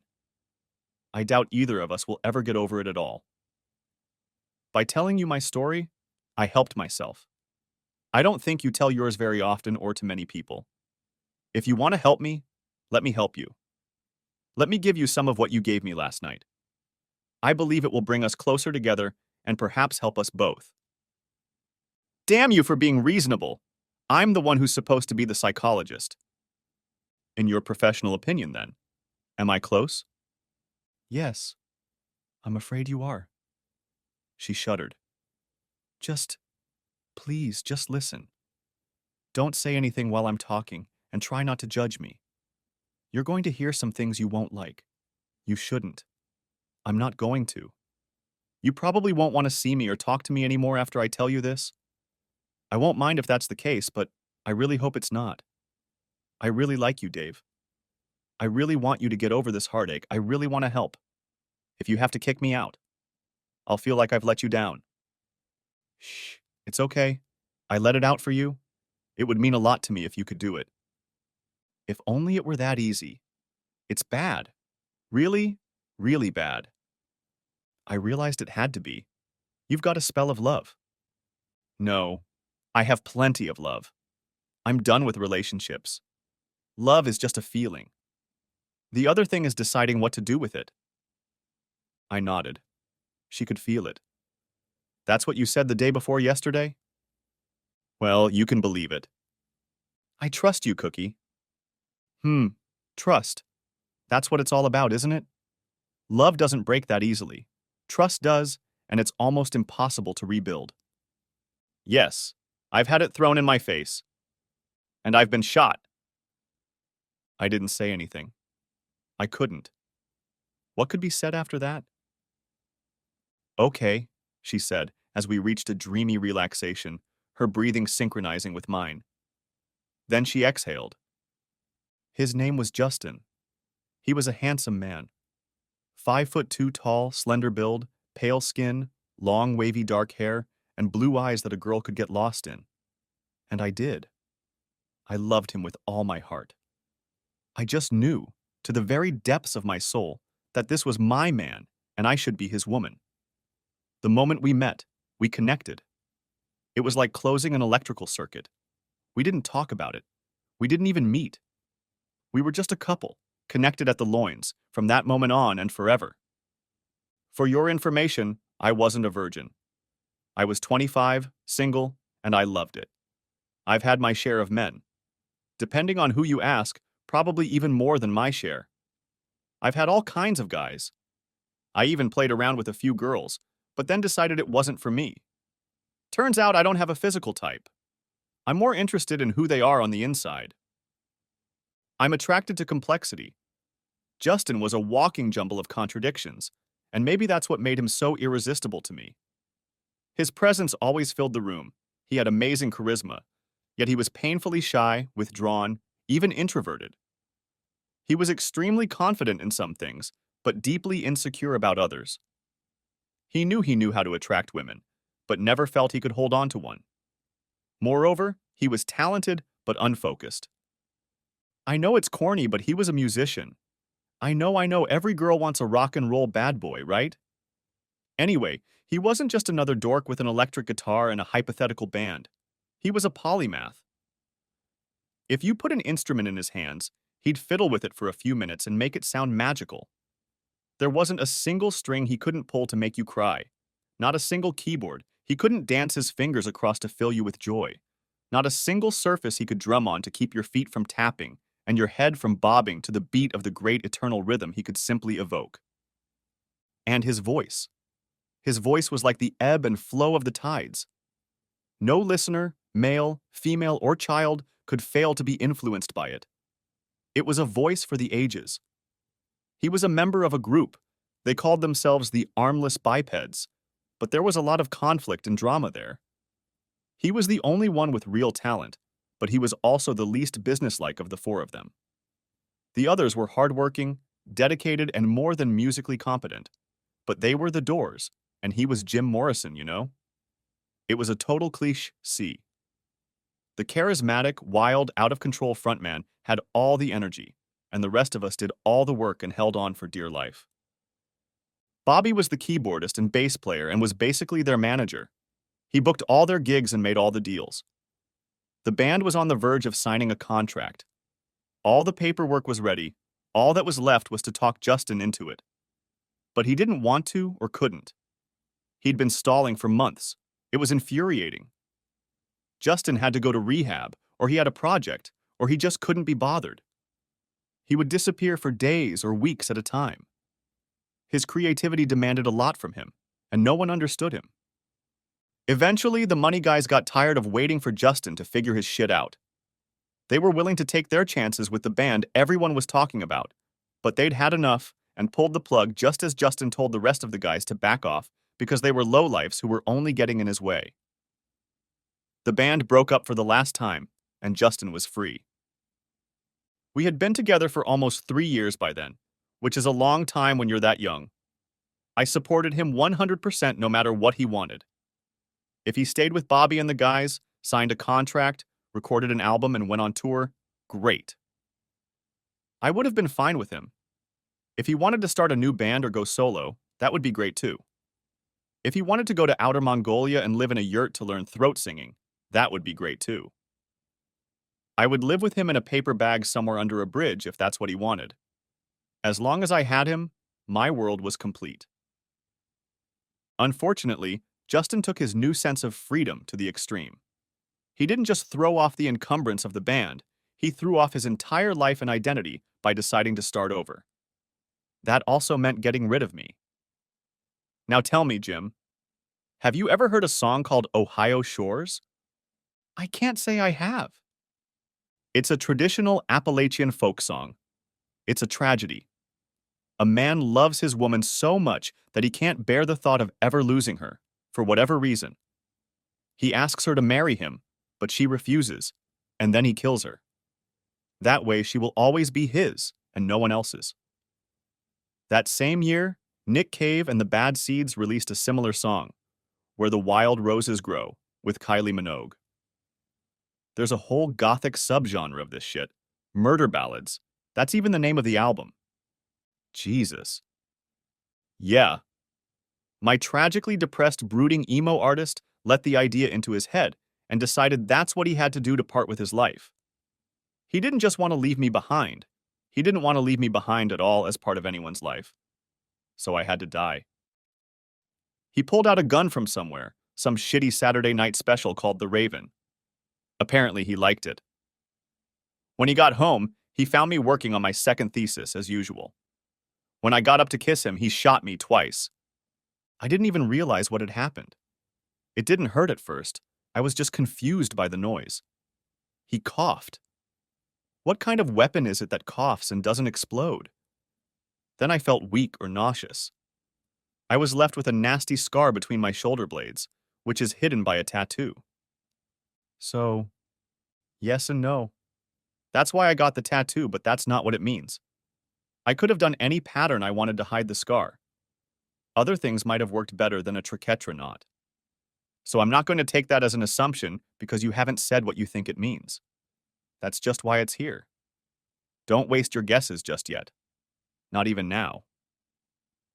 The other shot grazed the side of my head, as you saw. I was lucky. Either shot could have killed me if it had hit a little differently. I don't think Justin has ever fired a gun before. He didn't seem to know what he was doing, and frankly, he did it kind of shoddily, the way he shoddily did in anything that wasn't music. But I saw what he was trying to do, and the world went black and white.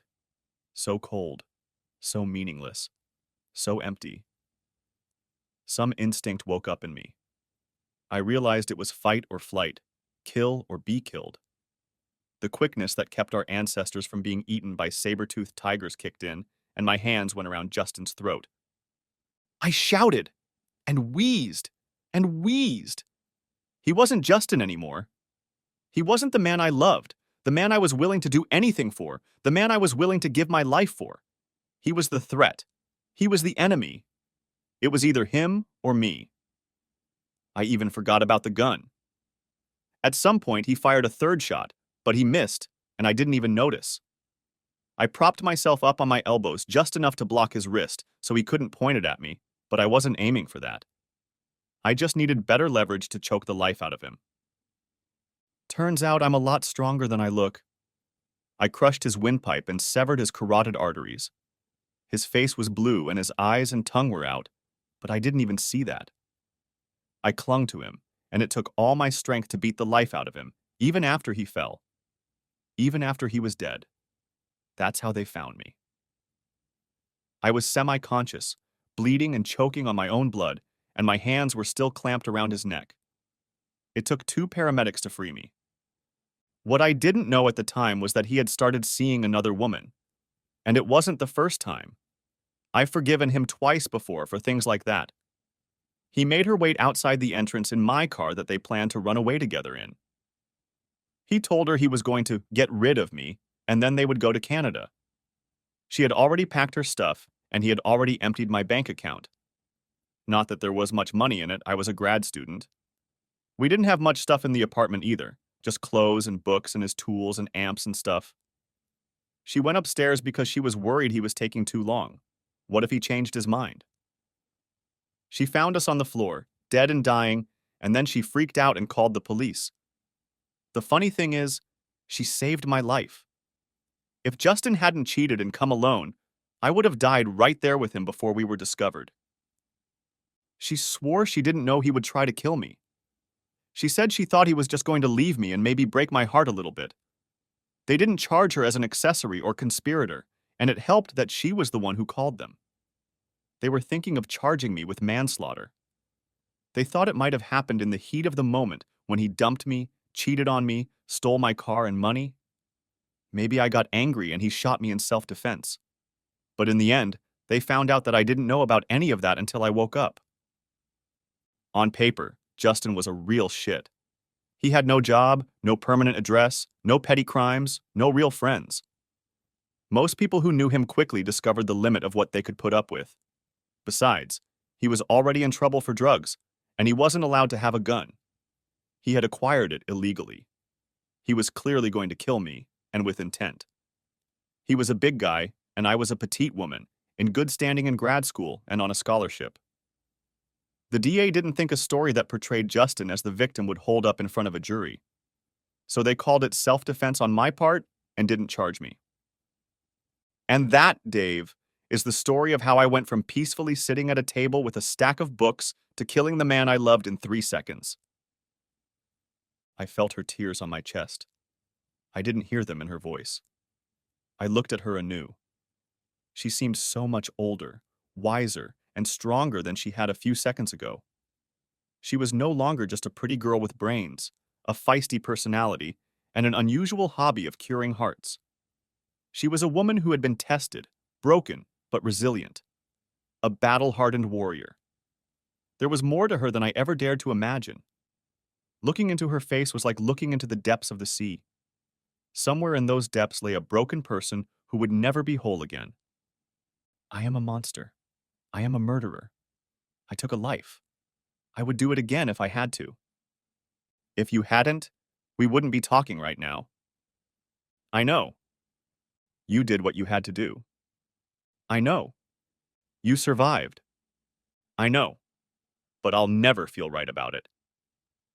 I let it go for a moment. I can. I'll feel right for you if you let me. Next chapter. Good morning, she said. I hadn't noticed she was awake. Good morning. Thanks, Dave. You were right. It was just what I needed. I almost never tell that story.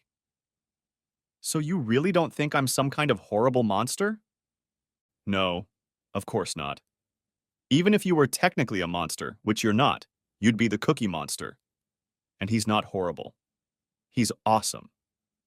She chuckled deeply. He's my favorite Muppet. Ever since I was little, it seemed like he was always my friend. I had such a kinship with him, partly because of our name, but also because he just reach out and take the joy of life. No guilt, no shame, he's just who he is, always enjoying the moment, at complete peace with himself. No ego, no ambition, just the experience of desire coupled with its fulfillment. She stared into space. You could say that Cookie Monster is my bodhisattva. Huh. I was trying to be nice, not deep. She looked at me again. Why can't it be both?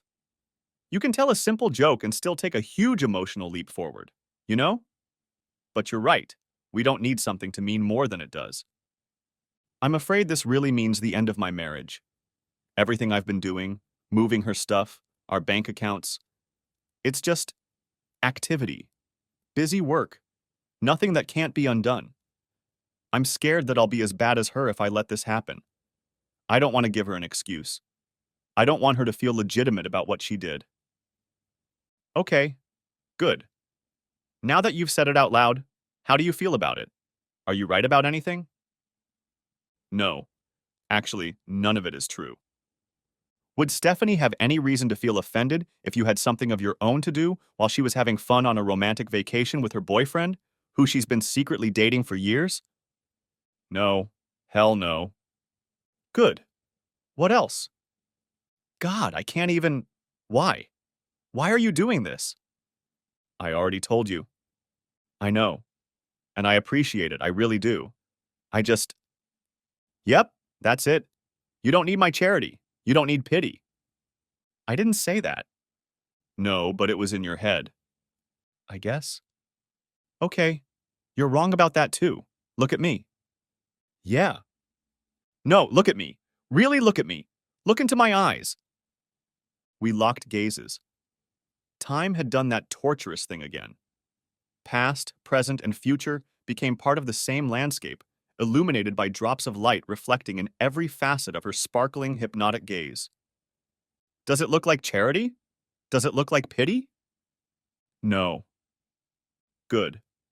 Because it isn't. It's a desire. It's appreciation. It's respect. I love you, Dave. Let me do this for you. Let me do this because it's what I want to do. Let me do this because it's the right thing to do and the right time to do it.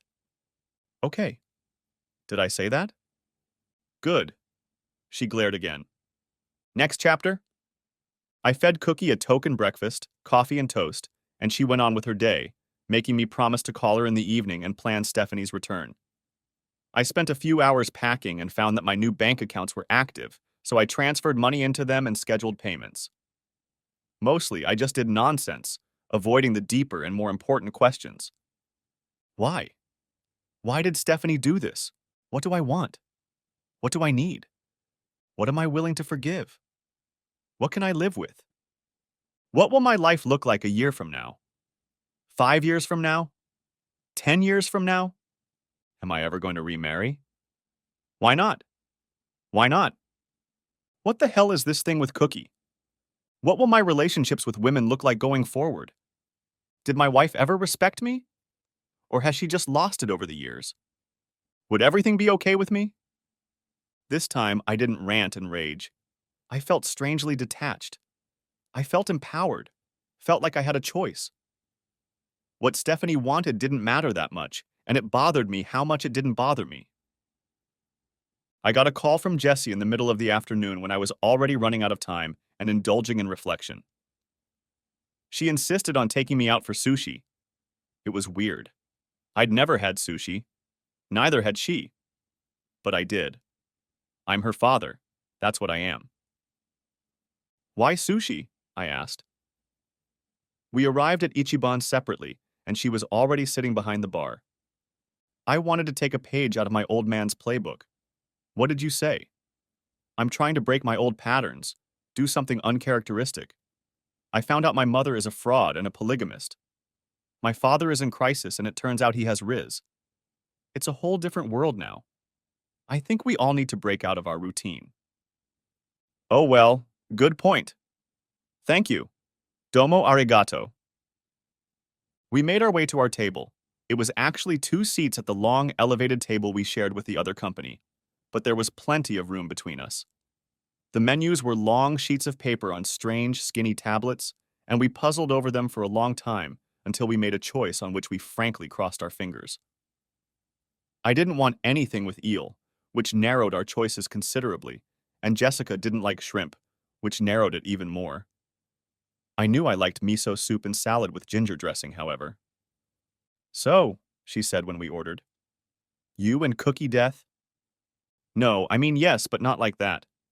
But yes, too. I sighed. I've never liked people who say it's complicated. It's just an excuse. It's never complicated. You either act like a piece of shit or you don't. But now I see the appeal of it. It's still an excuse, but it's the easiest thing to say. Easiest. Good. What's the right thing to say? Wow. Well, I don't know comes to mind, but that's no better. The best thing to do is to take the bull by the horns and just say it. God, I'm shattered. I'm devastated. My world has shattered and I don't know which way to go now. I happened to meet this crazy woman while I was hitting rock bottom, and she seems to want to make a project out of me for some reason.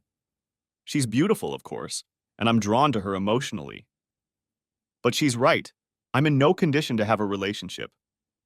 We all know that, and she seems to be against that sort of thing on principle. But yeah, I've been there. I'm not going to pretend it was platonic. We didn't go all the way, but we were close enough. I'm also not going to say it didn't mean anything, because it did. It kind of did. But we're not a couple. As far as I can tell, it's a stepping stone of sorts. A transition, or as you call it, a rebound. I have to admit, it's all very strange to me. She nodded.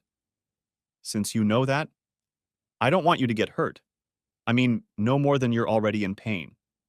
Because of this, she furrowed her eyebrows. Complicated about it all seems to fit with that, doesn't it? Sort of. But there doesn't seem to be much integrity to it. You've been listening to her. She's really into integrity. She talks about it all the time in class. I think she's been a big help to me. I think so too. She's a very nice person, very popular on campus. But Dr. Heartbreaker, remember? I don't think it's a good idea to dwell on her. She's right about you. You're not one for accidents. You never. She didn't finish. No, never. I never, whatever it is you're going to say. Never. She laughed. It was sad. I wanted to say, you never cheated on Mom, did you? But I couldn't even say that. I can't even imagine it. I already have a hard enough time believing what Mom did. No. For the record, no, I never cheated on your mom. I would never do that. I'm not going to pretend I'm a perfect man. The world is full of beautiful women, and I have eyes. I've noticed them, and I've had stray thoughts, but no. Nothing in the real world. I wouldn't. Couldn't. She pouted slightly. But you just did. Sort of. I hung out with a sympathetic lady while my wife was away with her lover of 2 years, mocking our wedding vows and expecting me to just get over it. Our marriage was over as soon as she started dating the little shit.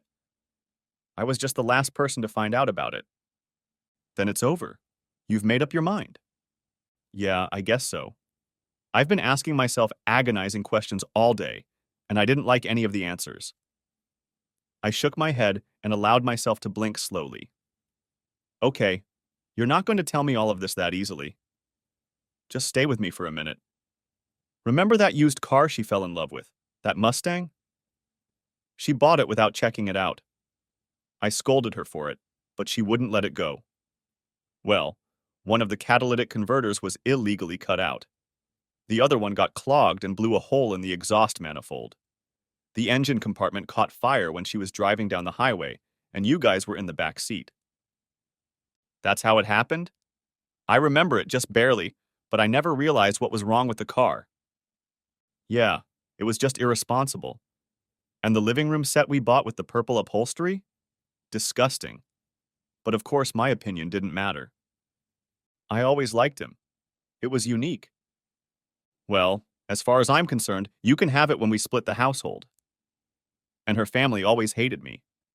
They tried to put on a good face and were usually polite, but gosh, they just despised me, especially her mother. That's because they think you've never really given your heart to Jesus. That should make them love me even more, right? According to Jesus. But they never listened to him. They listened to Jim Bakker and Pat Robertson. They always hated liberals and gays more than they loved their enemies and cared about other people's enemies. I know. The thing is, all the big fights with your mother, and we've had more than a few in 22 years, every time came down to me resisting what she wanted. And in the end, she always got her way, and I was cast aside. Even if it turned out that I was right or that my concerns were valid. No, especially if I was right. She just had to get ahead of me no matter what. And like a fool, I put up with it. I can't escape the thought that it was my fault for letting her outmaneuver me all these years. She wanted to put me to the test. Well, she found it. The sushi arrived. We tasted it cautiously and then got down to eating. It was surprisingly good. I couldn't work the chopsticks, so I committed the unpardonable sin of using my fingers. So judge me. It wasn't all bad. We had a few good years, and we got you two. I wouldn't trade that for anything.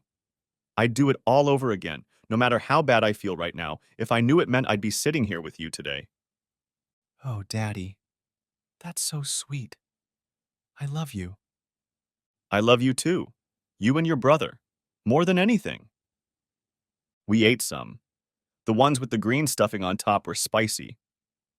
Cookie doesn't work at the Diamond Club anymore, Jessie said. She's either somewhere else or on vacation. Really? How did you find out? The guys from school went looking. Yeah. Anyway, you know where she was last night. She wasn't working. Yeah, but they said no one named Cookie works there. Well, she doesn't use her real name on stage. All the girls use fake names. Thursday night she was Candy, and the guy inside called her C. That makes sense. I wonder if it always starts with an S. Charlotte, Chloe, Chantel, Carol, Cheryl, Cynthia, Christine, Chiffon, Charlene. I run out of chi names. Cha-Cha. Cha-Cha? As in Greece. Cha-Cha di Gregorio. Best dancer at St. Bernadette's with the worst reputation. I could never understand how you remember stuff like that from old movies. Hey, it's not an old movie. Not Casablanca or anything like that. It is. It was 25 years before I was born? Okay, I guess that counts as old to you. How old were you when it came out? I don't know, I was a kid. 7 or so, I think. So you imprinted on it, like a baby duck. Everybody did. It was huge. Apparently it was. But you're still weird, you know that, right? She wasn't wrong. I have a weird memory, but it's very specific. I can remember everything about books, movies, and music decades after I've listened to them. I can't remember what I had for lunch last week, who all my cousins are, or when I have to go to the doctor. But when it comes to fiction or pop culture, I'm a walking encyclopedia. We spent the rest of lunch chatting about safe topics, carefully avoiding talking about Stephanie and Cookie. It was exactly what I needed. I think my little girl needed it too. She needed to see me not get destroyed. At some point, we called Michael, because of course we did. He caught our mood and boldly put on a show, playing the usual goofball and extrovert. Next chapter. In the evening, as promised, I called Cookie. So sushi is a thing. Sushi? Yeah, it's a thing. Why would you say that? Jessie invited me over for them. I guess we're all trying to get out of a rut we've been rolling in our lives. Well, good choice. Where did you go? To Ichiban's on American Boulevard. Ah. Okay, next time I'll take you to Kabuki's. They have some good stuff. Yeah. So, have you thought about how tomorrow is going to go? I haven't thought about much else. I've been moping around a lot and thinking a lot. And I've been fixated on the strange and mysterious other woman who took me on as some kind of project. And it's been great. Thank you very much, kind sir. I assure you she's not done with you yet. Well, I hope she isn't. I'm in deep shit. I've got a long way to go. I'm patient. But we have a good foundation to work from. Now. Tomorrow? Yes. Well, she ambushed me with that note, and I was left alone to deal with the consequences of what she did. I think she should get the same. She'll find an empty house and I'll leave her a note just like the one she left me. I won't talk to her either. Let her rant and rave to herself while I'm out of touch. It'll be fair. Is that what you want? She wants me to wait for her so she can regain control of the situation, and we could talk, presumably, like adults, when my little tantrum is safely over. Nope, that's not going to happen. I want to challenge that expectation. Okay, is that your choice? Said it. Is this one of those things where you make me say it 3 times? Smart guy. Yes. Then yes, it's my choice. I'll leave her a note, lock up the house and put my stuff in storage, and she won't have me under her thumb to talk to me at her pleasure, taking out a perfectly appropriate rage on me that she'll no doubt call immature. 3 times and done. Okay then. You're making a strong choice and I can respect that and support you in it. Have you written the note yet? In my head, a dozen times already. On paper, not so much. Well, when you do write it, remember that brevity is the key to wit. Less is more. Don't exceed a page for maximum effect. Didn't you write a whole book called? I pored for a minute and found it by the couch. The Iconography of Commodified Desire. Subjectivity, Objectification, and the Intersections of Race, Gender, and Class in the Postmodern, Post-Feminist Labor Economy of Adult Entertainment? She nearly fell over laughing. My bad. It took her a moment to contain herself. Yes, okay, you get my point. It was a lesson learned the hard way. Let me tell you about the academic letter. It is not meant to make your thoughts clear. It's meant to show how smart you are. The point of a book like this is to give your colleagues something to argue about, so it doesn't hurt for you to obscure your reasoning. It also creates an automatic defense for the author, who will always be able to claim that his critics just didn't understand what he wrote. God. To tell you the truth, I've only written one book. The second one was just the first one, rewritten in plain language, with lots of savory stories to get people to read it. It sold better than the first one, about 100 to 1. People respect the academic version. It's the authority. But people really read, understood, and talked about Professor Hooker. Theirs. Makes so much sense. I'm working on another one. It'll be mostly case studies. I'm hoping to get rid of the Professor Whore moniker and become Dr. Heartbreaker for real. I can't wait to read it. Be careful what you wish for. You might end up in it. Wow. In a good way. Thanks. I guess. So, what are you going to write in your note? I'm going to make it an addendum to her note. I'm going to tell her that I'm not going to play her game and that she has nothing to hang the failure of our marriage on me. She violated it when she changed the rules without consulting me. That's appropriate. It's a very sad ending. But at least there's symmetry. A bell rang in my head. I must have fallen silent. Dave? Yeah. Sorry. I was just thinking about something. Are you okay? Yeah, I'm fine. Like I said, don't want to be here, in the house. I want to be out of the house, somewhere else, doing God knows what with someone else. Are you busy tomorrow afternoon? What about tonight? Come to my house, pack a bag. You can stay here for a few days. Thank you. That sounds wonderful. I'll come over after work. I'll buy dinner. Not tomorrow. We'll stay home and I'll cook. Invite me out on Tuesday, okay? Okay, it's a date. Good. Now, I assume you have homework to do tomorrow. Get to work on your note. If I guess right, you'll write 10 choices and tear up 9 of them. Damn. Just like Steph. She was right.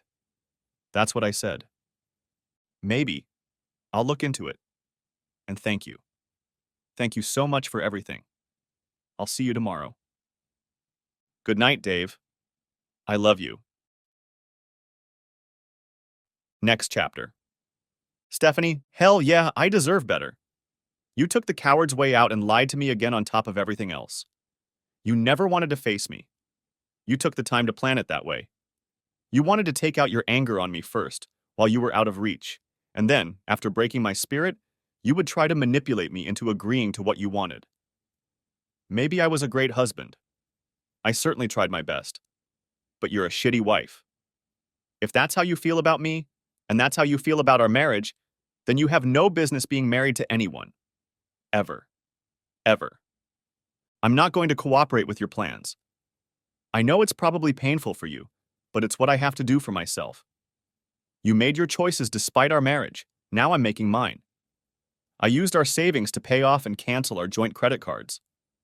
I've transferred half of the remaining money into my own accounts, but haven't touched our retirement funds yet. I'm working on a plan for an equitable division of marital assets. I've changed the locks on the house, so please don't try to enter it unattended. Jessica has some of your clothes and enough personal items for the next few days. The rest of your belongings are in the storage room. Enclosed, you will find the key to the lock and instructions on how to deliver the capsule. I am sure you will say that I am immature and unreasonable. that my pride and rage is a stupid male reaction. Your own emotional release is empowering and beautiful, and my expectations of our relationship are regressive and barbaric. You'll blame the failure of our marriage on me if I can't handle your betrayal. No, no, no, no, no, Steph. You're the one who ruined it. You ruined our marriage when you changed the terms of it without consulting me, and as you said, it had been going on for a long time. Our marriage ended when you decided I didn't deserve to know what was going on. For your information, yes, I noticed. And no, it didn't make things any better. You may have been happier doing your cruel things, but I was jealous and suspicious of you the whole time. You humiliated and belittled me for it, even though you knew I was right. That's no way to treat a partner. That's no way to treat someone you love and respect. That's no way to treat even a stranger. When you excluded me from your confidence, you stopped honoring me as your husband and treated me like a chump. Looking back, I can say that we never had a truly loving, mutually beneficial partnership. Everything was all about you.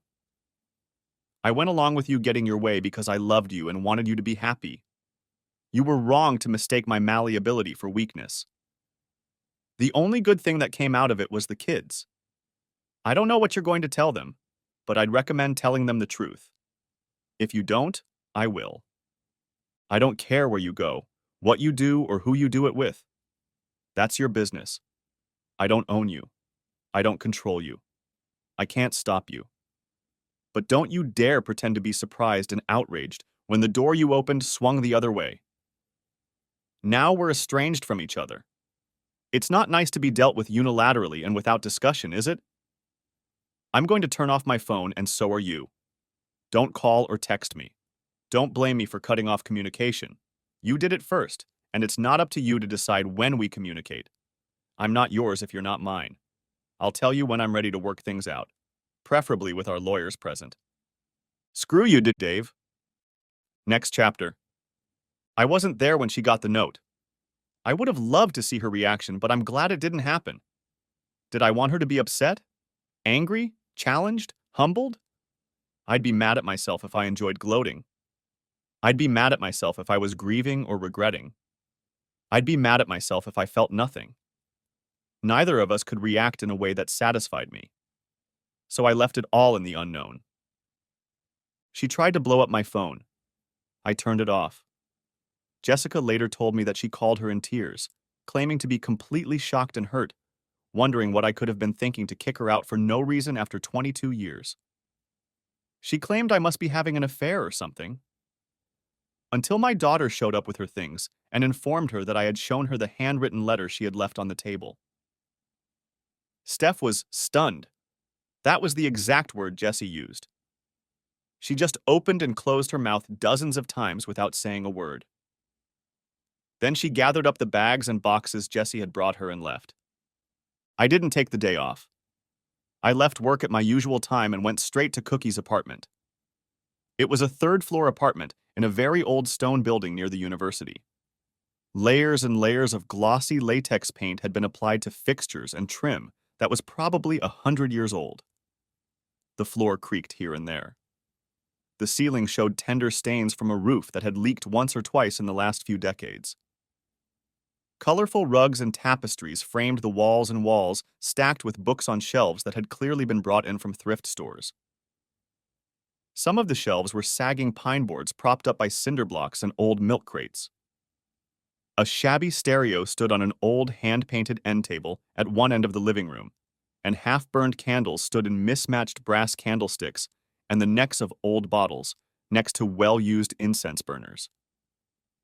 The place smelled of patchouli, sandalwood, and from the kitchen, garlic, olives, and tomatoes. Cookie had obviously never been a student or a professor. I settled awkwardly into the cozy space, not knowing where to put my suitcase. Looking into the tiny bathroom, I realized there wasn't a millimeter of space for a toothbrush or razor. It had more strange bottles and mysterious gadgets than a steampunk pharmacist's lab. Eventually, I found myself sitting at her kitchen table with a glass of Chianti while she put the finishing touches on dinner, absent-mindedly humming the tune to Beauty School Dropout. Another bell rang in my head. I did a quick count and then asked, "Hey, tell me something, Cookie. Remember how all the adults on Sesame Street thought Mr. Snuffleupagus was just Big Bird's imaginary friend? Yeah, sure. She stopped stirring the pot and stared into the void. They stopped it because of the possibility of child abuse. The producers decided that children should expect to be taken seriously. Adults should believe them when they know what's imaginary and what isn't. Right. You got me thinking about Muppets, and my own situation with Steph reminded me of that. She kept telling me for years that her novel was all my imagination. It was violence. In the series, it took them a while to realize it. Snuffy spent years in a way that was almost invisible. It was a constant gag of, "Oh, Big Bird, you're so stupid. Snuffleupagus doesn't exist." When they decided to show him, Roosevelt Franklin held Snuffy by the trunk while he tried to leave to brush his fur before meeting everyone. That wasn't Roosevelt Franklin. It was Elmo. I fell silent, not knowing how to proceed. You're right. It was Elmo. But you remember Roosevelt Franklin. She stopped stirring again. He wasn't on the show after they replaced Gordon in 1975, I said carefully. I thought you knew about the early 80s when Snuffy was released, but you surprised me. You watched the original broadcasts of the first few seasons. You wouldn't have remembered Roosevelt Franklin otherwise. She turned back to the pot and decided the dish was done. Pasta alla puttanesca with mussels and garlic bread. It was great, and I told her so. Thanks, she said with a half grin. You were just testing me. Smart boy. Carry on. Just ask. Okay. How old are you? You look to be in your early 20s or maybe early 30s, but from your life experience, that can't be true. I'm 54. I think I'm older than you. It was my turn to marvel.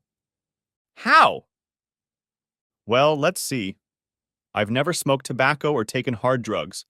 I hardly drink alcohol and I never abuse it. Wine at dinner now and then, that's all.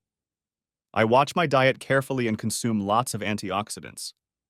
I am an active dancer and work out 4 times a week, 30 to 45 minutes each session. I try to stay out of the sun, and my skincare is witchy. But it's the little things. My lifestyle plays a big part. I have never had and will never have children. I lead a young lifestyle among young people, and that keeps my energy up. But the main focus is awesome genes. All 4 of my grandparents are still with us, and all of them are over 100 years old. None of them look older than 70. By that standard, I'm barely middle-aged. That's incredible. What gave me away? In little things at first. You knew Yvonne Craig was Batgirl. That in itself didn't mean anything. You may have watched Adam West's Batman in syndication or as a retro. Yesterday you were quoting Babylon 5, Zathras. It's very sad, but at least there's symmetry. That was in the early 90s, 30 years ago, and it almost never went into syndication or streaming. You were either a very, very dedicated nerd, or you watched it when it was on the air. And just now you were humming the song from Grease. So you must have some memories of 1978. That got me thinking. You said Justin tried to kill you 3 years after you turned 25, and you talked about being at that age, as if it had been a lifetime, not just 5 or 6 years ago. You've been working on your dissertation, but now you're an assistant professor, not an assistant professor. You have tenure, which means you've paid your dues in this career, and that takes a long time. Justin's band was preoccupied with getting signed to a label, which means the music industry was still pre-download. And your bullet scar is hardly noticeable anymore. It must be decades old by now. That was in 1997. She shook her head. I'm not trying to hide my age, not really. It's not a secret. But most people don't ask. I just let them assume I'm 20 or 30 years younger than I am and don't bother to correct them. But I still get fooled. She raised her glass. I was actually passed over for this Chianti. The girl at the checkout counter interjected when she saw the date on my ID. She thought I'd switched my mom's. Why didn't I notice that when you showed me your ID at the club? It was dark. You were distracted. And usually no one notices unless they're looking specifically. That's surprising. It's more common than you think. Society thinks all women over 40 are grandmothers, with gray hair tucked into a bundle, wrapped in a shawl and complaining about the cold, neglecting a cup of weak tea while knitting and talking to an irritable cat. Phew.